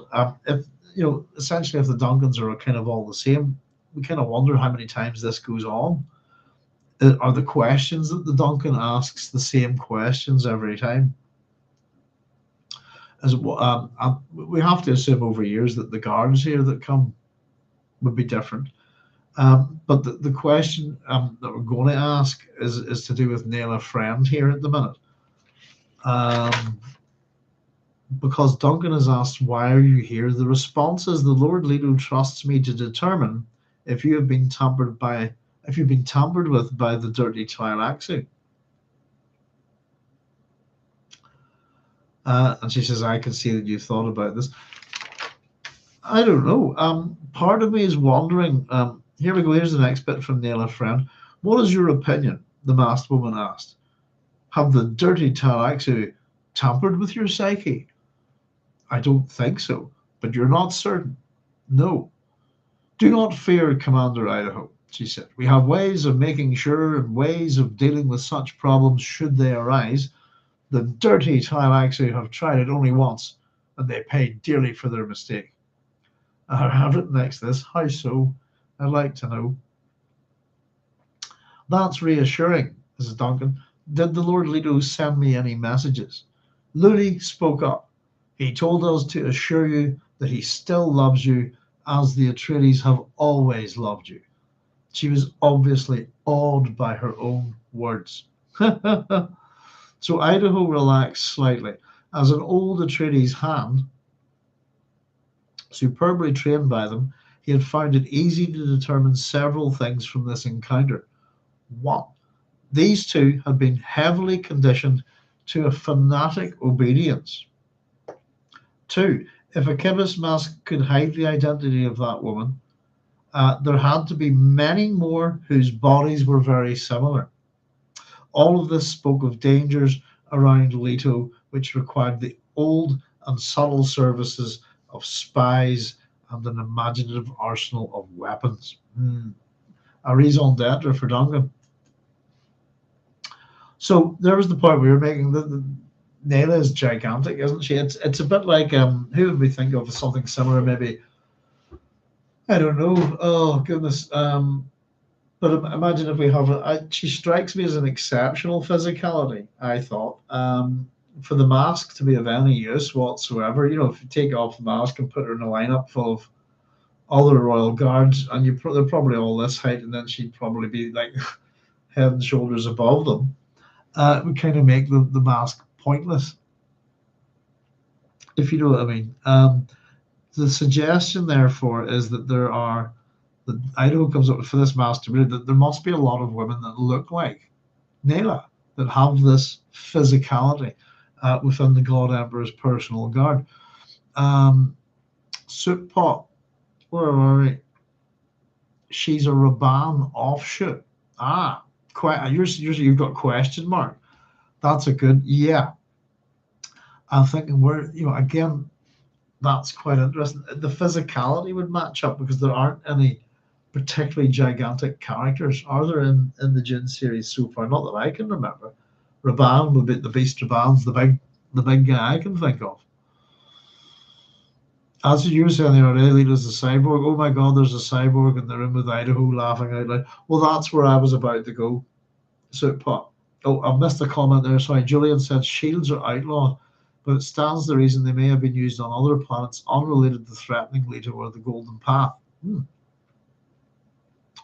So shields gone, Mentats gone, things disappearing, and power shifts. By the way, each of the different books that we've moved through tend to be different groups that are involved in the power. Different groups come to the fore.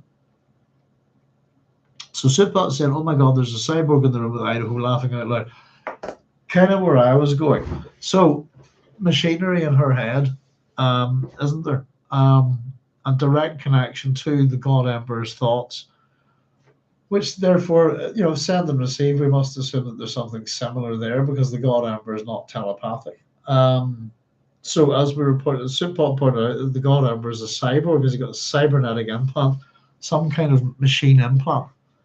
So the question becomes, and I think you figured out, who is this Nayla friend? Is it actually her talking to Duncan? Or the question becomes, is it a two-way thing? Is this the God Emperor, Leto II, talking to Duncan right now through Nayla's body and mouth and mind, etc.? Because how would Nayla know how to figure out if this guy is a fake Duncan or not, or if the Tleilax have done something to it? How would she know? And I think the answer is that she wouldn't. I think that would require an exceptional set of abilities to do that. And I think the only person who would figure it out, who would know, possibly looking through her eyes, that kind of thing, is the God Emperor. It's just an idea. But again, we had this, this chat about Nayla, heavy muscle, the things that are great physical strength. Way back, this chapter we're discussing with Shanna, etc. Her report.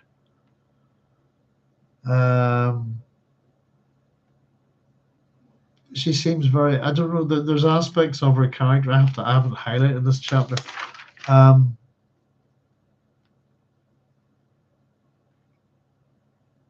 Yeah, in relation to the Lord, I don't know what great revelations may be concealed in these pages. I beg you to relieve me from my vow of obedience, etc. I mean, your worshipful servant. There is nothing that kind of, she's obviously acting as a spy for the God Emperor, but she's got a direct link to God, basically. And that's what made me think we have ways of making sure and ways of dealing with such problems should they arise. The dirty Tleilax have tried it only once and they paid dearly for their mistake. We don't know what that entails. But Duncan says, that's reassuring. Did the Lord Leto send me any messages? We get this assurance of love. And Idaho relaxed slightly. So I've read this bit again here. So what he gets from that, these two are heavily conditioned is the word, to fanatic obedience. Pardon me, he's going to have a wee bit of a problem with that at the minute, but we're actually told that he's where are we? If we back up a little bit, the Tleilaxi history said that this Lord Leto was Leto II, grandson of the Leto, whom Idaho had served with fanatical devotion. Takes one to know one. Fanatical obedience is what we have here. Fanatical devotion is what he has. So as much as he's going to think about it as possibly a little bit of a problem, it's kind of a pot calling the kettle black, that kind of thing. Luli looked at her companion. What say you, friend? He may be brought to the citadel, the masked woman said. This is not a good place. Tleilaxu have been here. Not dirty Tleilaxu that time. So I've written next to this in my wee notebook, decision has been made here. Is it by Nayla/friend or Leto? But it's basically been let's just run the eyes over and ask him a couple of questions, and if there is any problem, we have ways of. Always find it funny when they start with "we have ways" and that kind of thing.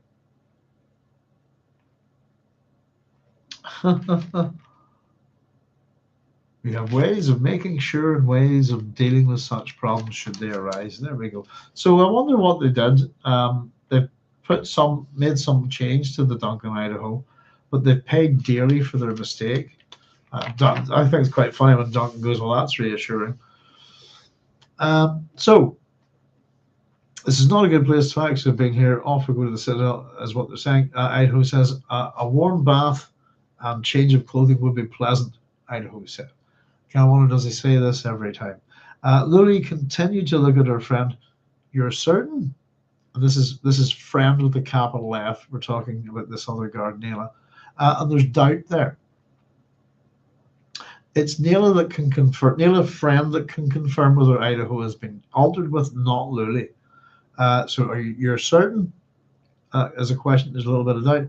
And this is the response. "The wisdom of the Lord cannot be questioned," the masked woman said. And again, it made me wonder, is that Nayla or Leto?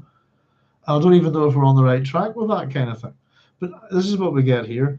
Idaho did not like the sound of fanaticism in this friend's voice, but he felt secure in the integrity of the Atreides. So that would suggest that it is possibly Nayla.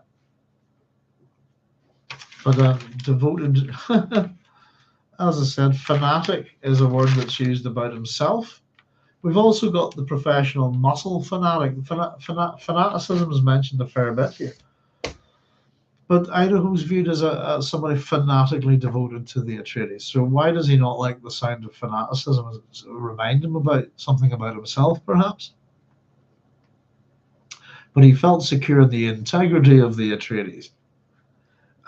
They could appear cynical and cruel to outsiders and enemies, but to their own people they were just and they were loyal. Above all else, the Atreides were loyal to their own. So I've written just underneath this man, we know he's a fanatic too. Loyalty, cynical. They're loyal, cynical, and cruel. Do they appear cynical and cruel because they are cynical and cruel? Does that make sense? They're good to their own people, but they're not too bothered about anyone else. Justice and loyalty are the main things there.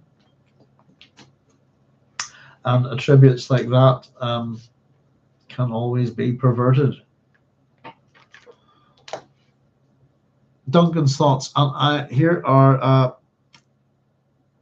And they were loyal above all else. The Atreides were loyal to their own, and his thoughts here. And I am one of theirs.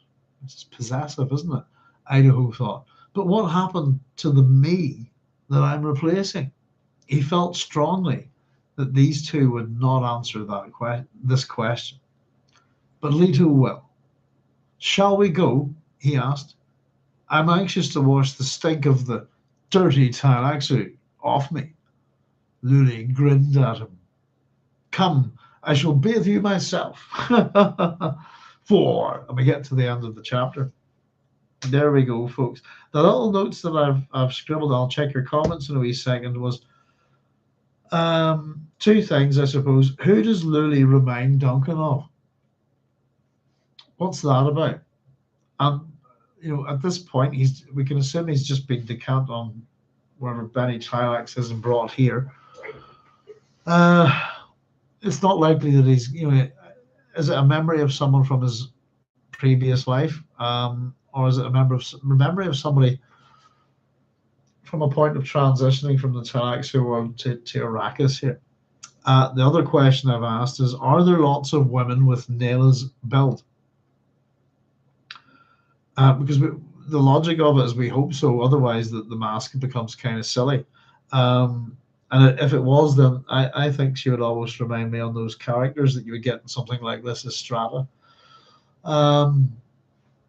So Luli and Nayla, I've written down for both of them questions of breeding. And as Sootpot's gone with Nayla, there's a, who else is of that kind of size and stature within the Dune series that would be related closely to the breeding program, all of that kind of thing. Raban's a good choice actually. For Luli, the character that she reminds me on, just based on physical description here, would be Chani. But otherwise, I can't think of who they're talking about. The almond eyes, the cheekbones, kind of elfin features, isn't it? So questions of breeding is the wee note that I've left here just at the end of the chapter, and I kind of wonder what all that's about. Mysteries. All interesting things to grab our attention, Let's see. Just catch up with your comments, folks. How are we doing? Quarter past 12. That's the chapter done. I think it's a great wee chapter. There's some things that really work very well that are picked up on. Some good use of language by Frank, and the mysteries building, isn't it? I think we've had tension, a little bit of tension building, and we've got this whole. It's almost kind of comical. We've got a Duncan dead. Here's the new Duncan. Wondering what happened to the previous Duncan. Of course, we know. We've got again, as always with Frank's, we can get a sense of dramatic irony. We've got a level of foreknowledge, if you like. And the one thing is, a Soup Pot was pointing out, is the God Emperor a cyborg? Looks like it, but it's possible that it's him talking through Nayla here. Yeah, Nayla's going to be an interesting character. Let's see, just to catch up with your calls for scrolling here. Again, so we're told. Carl, oh my God, there's a cyborg in the room with Idaho laughing aloud. I think so. Well, Nayla's a cyborg, isn't she? As well, but I think as much as you're saying there's one in the room, Soup Pot, I think there's two. Well, technically.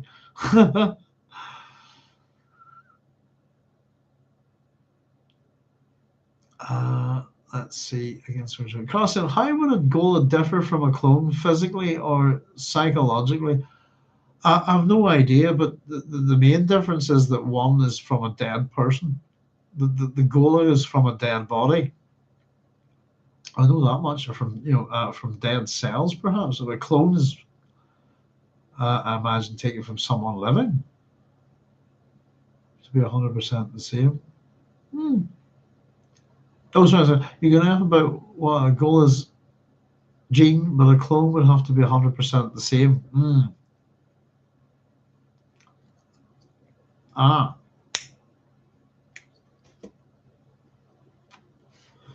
Carl said, Soup, the only real difference would be in the method of gene harvesting from live versus dead cells. After that, I'd imagine the process would be basically the same. I've got a wee, but oh goodness. I knew the daughter of one of the people that worked on with Dolly the sheep. I have a book over there on After Dolly. Dolly's not a proper clone, is she? As I recall. Something's close process, I think, was called nuclear infusion. But yeah, I wouldn't know too much about it. But I think, as Souppot points out, a clone is an identical copy.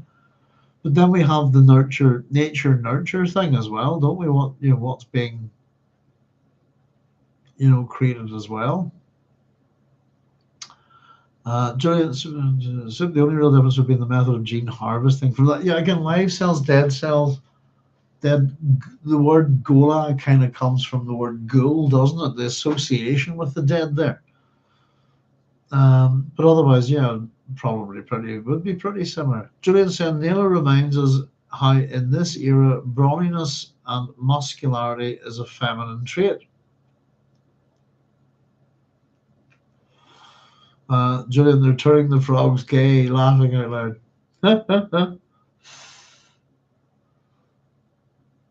Well, it was little crocodiles or something. They used to talk about that, the amount of estrogen in the sewage in London, in the water system or something like that. This year, brawniness and muscularity is a feminine trait. I generally get the brawny muscle. I get the sense that Neil is a bit past that, as something even more, is almost a giant. If you see what I mean. But yeah, I suppose we're early 80s and all of that are Hollywood superhero muscular, all Schwarzeneggers and Stallones and this kind of thing.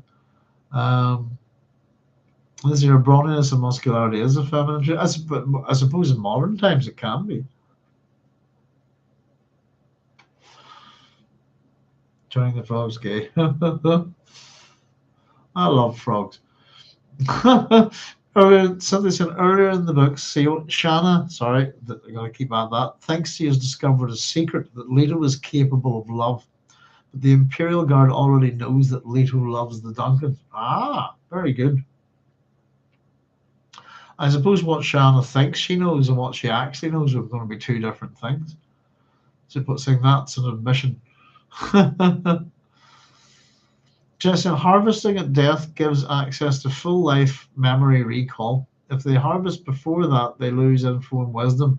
The original continues to grow as a personality, but the live harvest genes stop abruptly at the harvest age. Harvesting at death gives a full memory recall. Yeah. So then the question becomes, how do you remember your death?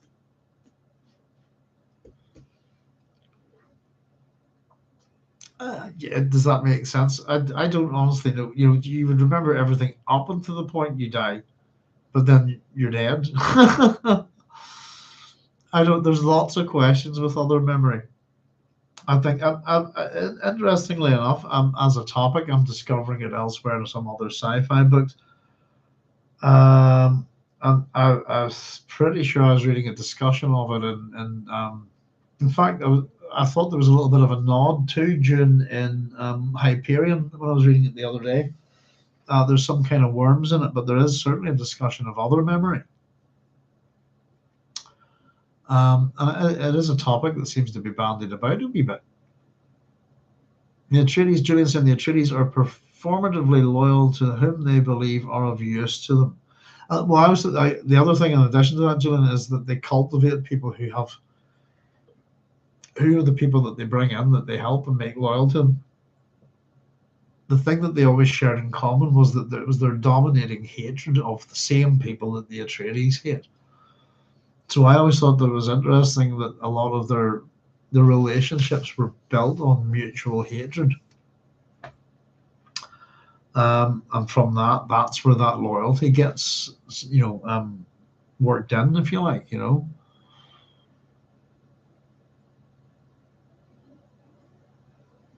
Jensen, harsh but truer of the women. What was that? But what were you referring to there? Sorry, harsh. It's possibly a call out. The Chinese are performing loyalty.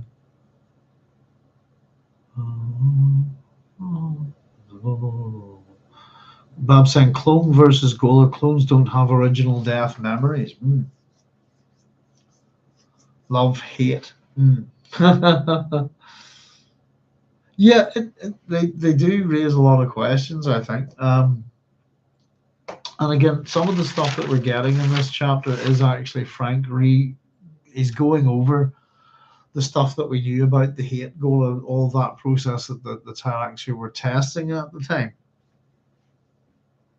So just in terms of other personalities, people, Gholas who've retained their original memories, it wasn't meant to be possible. Hate was meant to be the first.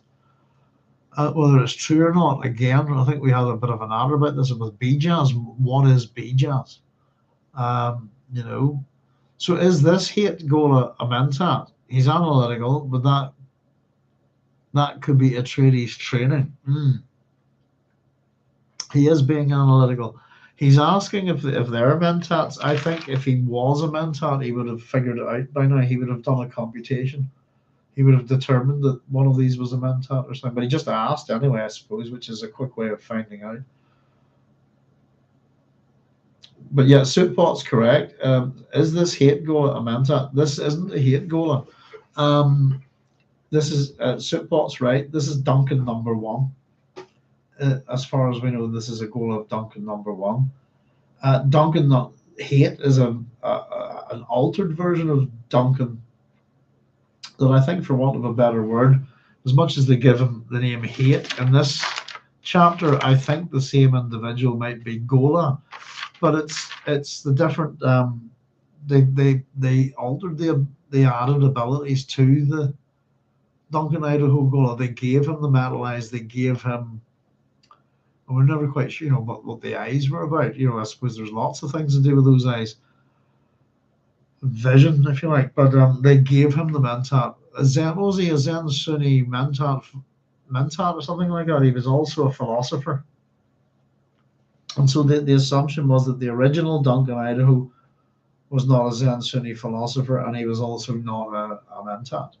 He was a sword master of Guinness. So I think Souppot's correct here that our Ghola here is of Duncan number 1, and all the Gholas have been of Duncan number 1. The only Ghola that's different in that sense is the second one, which is Hate. He's an edited Duncan, if you like, who regains the original Duncan's memories. But he's not Duncan in that sense. He gets Duncan Idaho's personality back, but he's more than. And that Hate, by the way, if we can remember, has, I think, almost a prescient vision. I think that Hate is borderline an attempt at the Kwisatz Haderach. He's very close. That's what I thought, Chaya. If we read this Duncan remembers the twins' birth. It's not what he remembers. He remembers reading about it. I thought that. Let me jump back here. And then I was paying attention to this. Let me see if we can find it here. Yes, here we go. So this, just with the context of this, is the Tleilax history we're talking about. The Tleilax history said this Lord Leto was like Leto II, blah, blah, blah. We jump a wee bit ahead. Leto II, the Tleilax history was not to be believed. Then Idaho remembered a strange child, twins really, Leto and Ganima, Paul's children, the children of Chani who had died delivering them. The Tleilax history said Ganima had died after a relatively normal life, but the God Emperor Leto lived on and on and on. So I think what he's remembering there is the Tleilax history. I don't think the writing could make you think that, but I don't think it's the case. All of this is about, within this section, is the Tleilax history, and that he doesn't believe it. But he's remembering it because he's read it. I think that's what that is there. Who died at the Tleilax history said Ganima had died. He remembered a strange child, twins really. So it's Leto and Ganima, Paul's children. The memory of it isn't a specific thing, is it? I think that's what is there.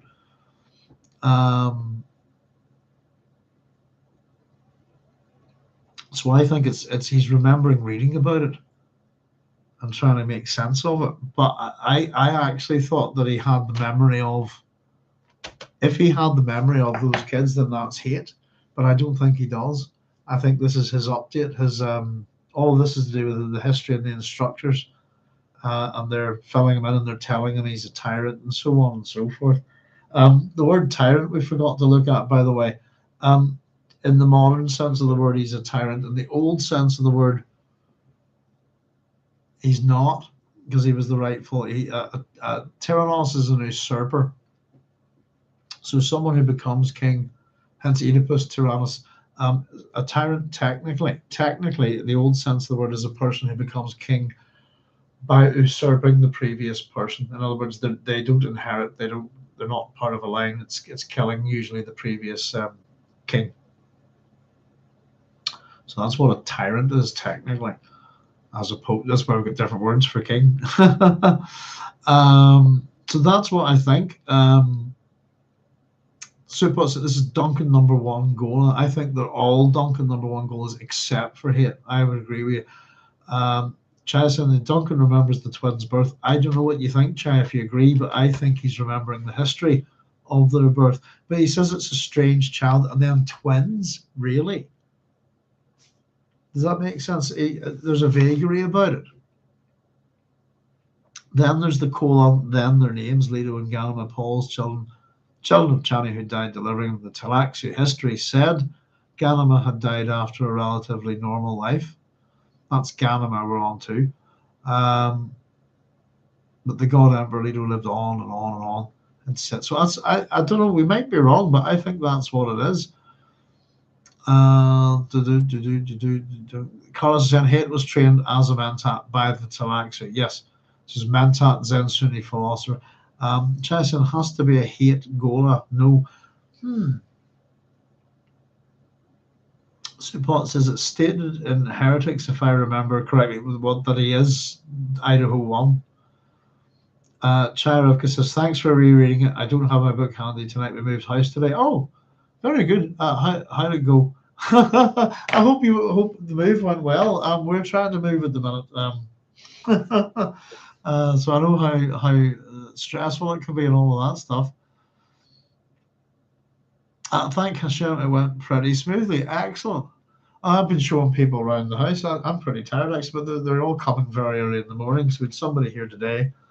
We've got someone coming tomorrow morning, but we've an offer in on the house and it's been accepted. So we just need to get this one shifted and off we go.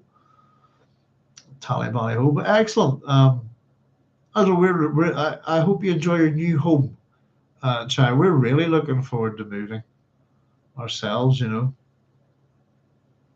start, fresh.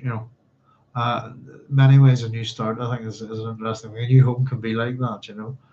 But we're looking to move into the country. We've picked up a lovely little place. Oh, we're hoping to get it anyway. Fingers crossed, But no worries at all about rereading that. It's one of those things. Sometimes Frank's language is a wee bit ambiguous.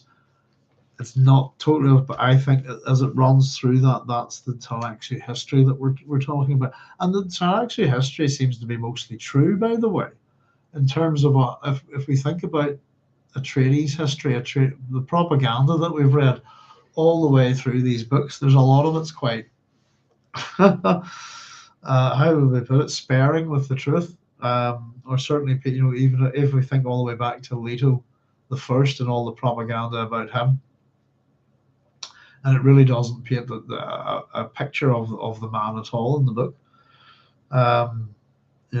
So I think that's where that is. I think that's. But we don't have the metal eyes. We don't have the Mentat ability. We don't have the Zen Sunni philosopher. All of these things were kind of put in as additions to the original clone. But the Tleilax have the original Duncan Idaho body, because that's where the Hate clone comes from. So, and again, we have this that the God Emperor doesn't like them being messed with. So, all apart from Hate, the second Ghola, he's the only one with metal eyes. He's the only one that's trained that way. At least I think. Again, I'm not remembering the next two books. I suppose I think I need to get them read first. We're talking about reading through a whole bunch of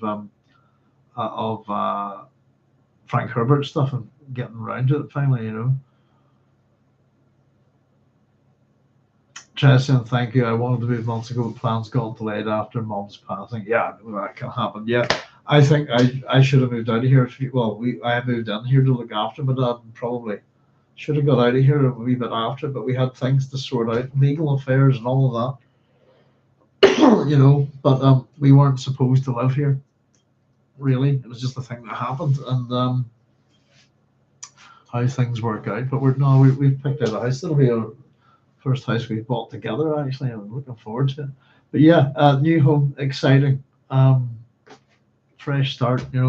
Making the place your own. I think it'll be great fun. I'm looking forward to it. I can't wait, to be honest with you. But there we go. What a great wee chapter, folks. Mystery. Curiosities. Our Duncan is back. We've lost the Duncan. We've got another one. I think, is this our fifth Duncan, possibly so far in the book?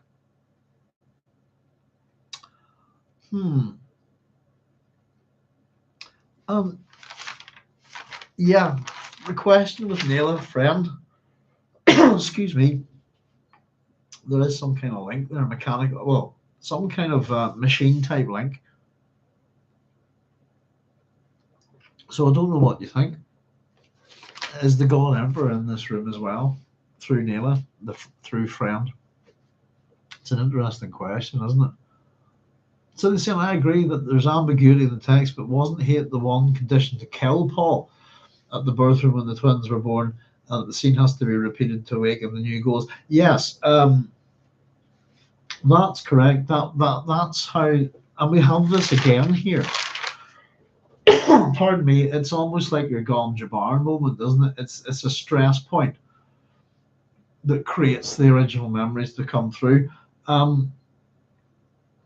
So the Abigail wasn't hate the one condition to kill. Yes, but again, this was part of his memories as hate. It was the actual attempt on Paul, wasn't it, that brought the real Duncan Idaho back, the memories. But at that point there, we've had it in this. That's therefore that the Bene Tleilax know how to do this to the Duncan Idaho Ghola. From then on, they know that there's a method that we can jolt, jolt that personality back in.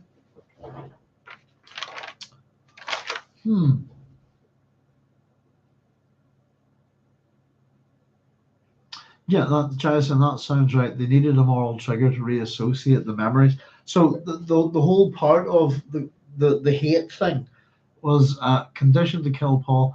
The whole purpose of what was hate up to was it actually I think if we were to go back all that way, was it not? It was a plan within a plan within a plan. If hate did this, sure, fantastic. If he did this, wonderful. But what the Bene Tleilax were really after was, can we restore the memories of this Ghola? And that was what they were really up to. It was a bit like the Baron's plan in Dune, in that sense, the Bene Tleilax plan.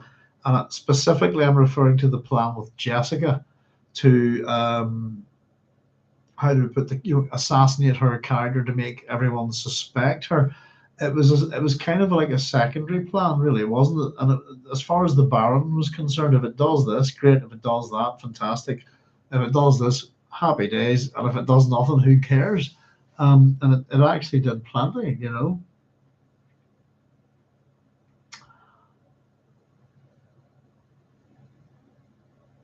So yeah, as much as we thought that the whole point of hate was to go after, there was layers to what the Bene Tleilax were up to there. And I think ultimately once they got that, even with Bijaz did all of it, the experiment was a success. What the Bene Tleilax got out of the whole hate goal was an understanding.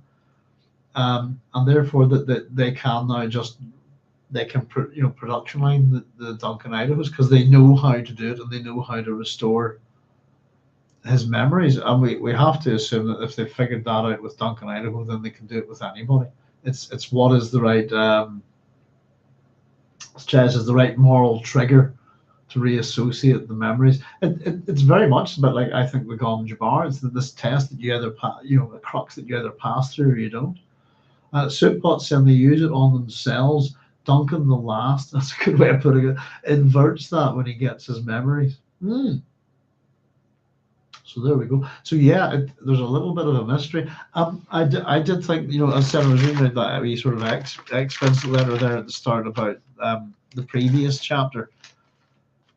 With as I said, I kind of got what Frank was doing, but I kind of wondered about there was mixed metaphors there, that the switch between technology, which is everything that falls under that word, to that kind of, what was it, savage destructors, which is very much a metaphor for what? I don't know. Weaponry, I assumed. And we're pointing out that anything can be a weapon, really. It's down to the human intent, isn't it? I suppose. But yeah, I don't know. It's more akin to the agony, in my opinion. What's that? The space agony. Got you. Yeah. Yeah. Well, all of these things.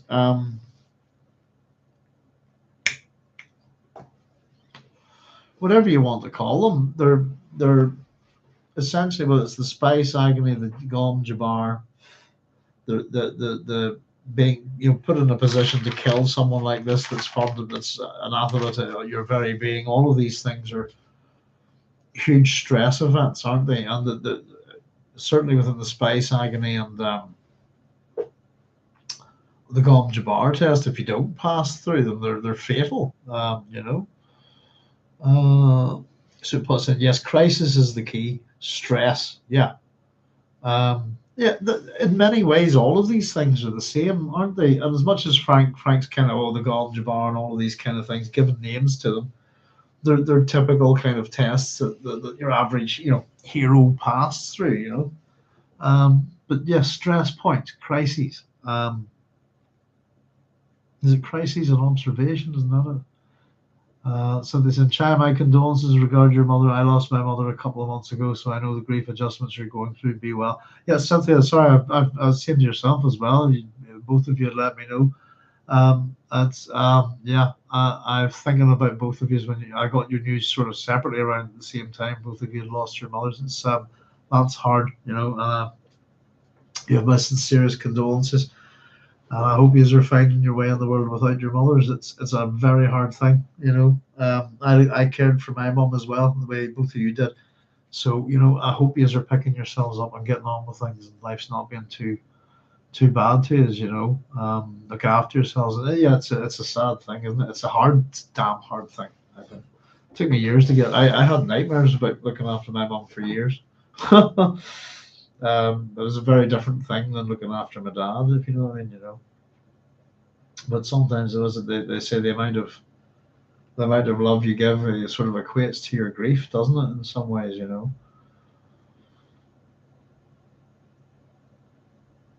But yeah, guys, both of you are very, very sorry for your loss. As I just found out, my uncle died 2 days. Well, I found out 2 days ago on his birthday. 3 days ago on his birthday.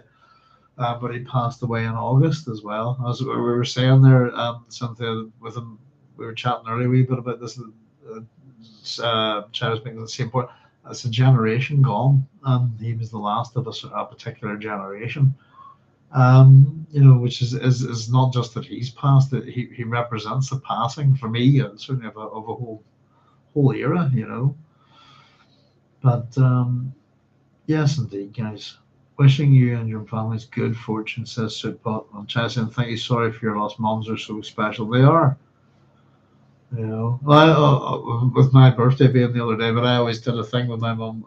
It's funny enough because I always remember on my birthday is that we used to have a joke that it was her that should be celebrating, and I always went with that. So I would usually get her some wee thing on my birthday because it was her that gave birth to me that day. And my mum liked to point out that she did all the work.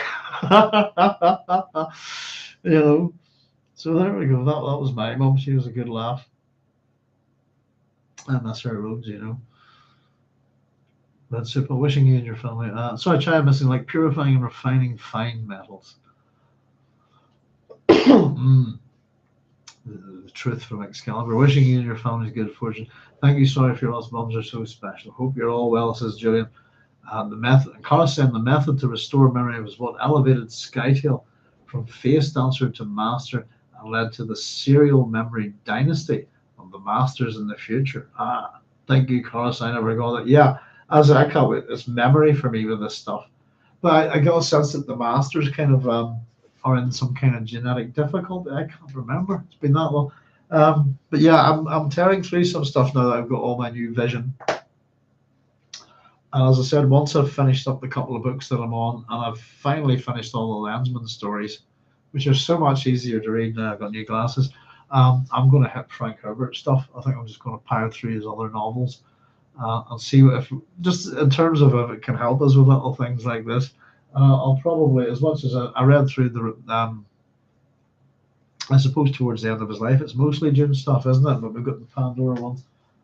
But read through the White Plague not too long ago, but oddly enough, thinking that it had stuff to do with the God Emperor of Dune, which it does, but it's actually got more to do with Children of Dune, which I find interesting, But there we go, folks. Well, pardon me, I'm hiccuping here. Well, that's the statement of the night, Carlos. That never a truer word was said. No problem, says Carlos. So many levels to the Dune story. It's hard to keep it all straight sometimes. That's why I've got these notebooks. There they are behind me. We've got 10 of them, and we're still going. We're still finding stuff. I kind of worried that as we move further down the series that we would find less and less of interest because we'd have already covered it, but it's not the case. So there you go, you know. But we have quite a chunky chapter for next week, folks. Hopefully we'll be on as usual. The next one's that one there was about 5.5 pages, I think about 6. The next one's a bit longer, 10.5 pages. Rebel meeting room. But yeah, I quite enjoyed that chapter, meeting the new Duncan. And I like the questions that it raises and the mysteries. I was very curious about Luli. What's that about? Because there's not a clue whatsoever. He thinks he knows this person. How? And is it obviously is it a memory from his previous life, or is it something to do with the Tleilaxi? But otherwise, what's that about? Almost wondering, has Luli been replaced? You know. But yes, indeed, there's more layers to this. I don't know, an onion. Something 756. Something saying Carlos agreed. That's also why Bijaz was so angry to die, because he realized that immortality was possible, but would die before his Ghola was made. I always thought that must suck, really, wouldn't it? That if the human race ever sort of did come up with a way of dealing with all our health problems, and you could achieve biological immortality if you wanted, to drop dead about 2 minutes before that happened would suck. Wouldn't it? Or maybe you'd be lucky. So they say Carlos agreed. That's also why Benji was so angry to die, because he realized immortality was possible, but would die before his Ghola was made. Yeah, but that one's been wondered about. Cheers.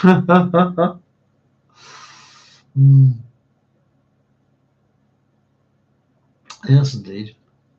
Well, there you go, folks. Listen, it's 1:45. I'm going to wrap it. I've got to get up early. I'm showing somebody around the house very early, which is contrary to the joy that I love of staying up late at night. I hate mornings. But there. So I'll just wrap up for the night. Here, the comments and questions have been fantastic tonight. I always say that, funny enough, doing these wee book club episodes on YouTube, it's a bit like a gig for me sometimes. You tend to feed off the idea that you feed off your audience. So whenever you are throwing stuff like this, it's brilliant. I really enjoyed the crack tonight. Some great ideas. I think we've helped clarify a couple of things that were maybe a wee bit ambiguous. Again, thinking about, I'm still thinking about those kind of ideas about technology and the savage destroyers, and interestingly enough, I might have to look at the things like the face dancers as technology. But from the previous chapter, that wee bit of ambiguity kind of threw me a wee bit. But as I said, we kind of got what Frank is saying. Technology appearing in the hands of individuals and how dangerous they can be. Well, he's the most dangerous individual of them all, is the God Emperor. Our tyrant, by the way, we're being informed of again today. He's a tyrant. How we look at him as a hero is questionable. But yes, indeed, I'll just wrap up and say goodnight. I'll read your last week comments there, folks. Sootpot saying all the best, everyone. Thank you, Sootpot, as always. Cynthia said thanks, Doc, and everyone. Thank you, Cynthia. Julian saying good chapter. I agree. I thought it was a great wee chapter. See you all next week. Night, Doc. Thank you, Julian. Sootpot. Yep. Carlos said comments were on fire tonight. I agree. Totally brilliant. Thank you very much, Sootpot. Carlos, as always. Take care, everyone, says Carlos. Take care of yourselves, folks. Look after yourselves. Hope all goes well with the move, Chaya.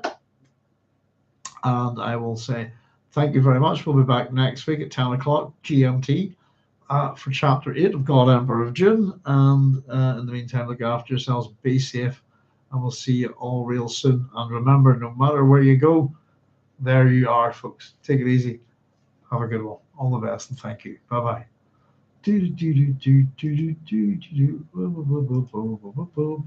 Oh, here, what's happening here? Here, I've lost it. I can't seem to shut me chat down. Something's gone weird. Let's see. What do you do? No. By the gods, what has happened here? He's trying to leave, and I can't. I think I might just have to kill the browser, folks. But I've lost me shut me broadcast down button. What on earth have they done with it? I'm not away yet, clearly. Plans and house. Cheers, saying good night. Night all, thanks, Doc and chat. What task? I can't figure out how to shut this. Oh, there it is. They've moved it. Everything's moved. Cam stream's way up there, and it used to be down here. Thank you very much, folks. Sorry about that. That was so much for my enigmatic farewell. I'll say good night. All the best. Bye bye. Dear, oh dear. Do do do do.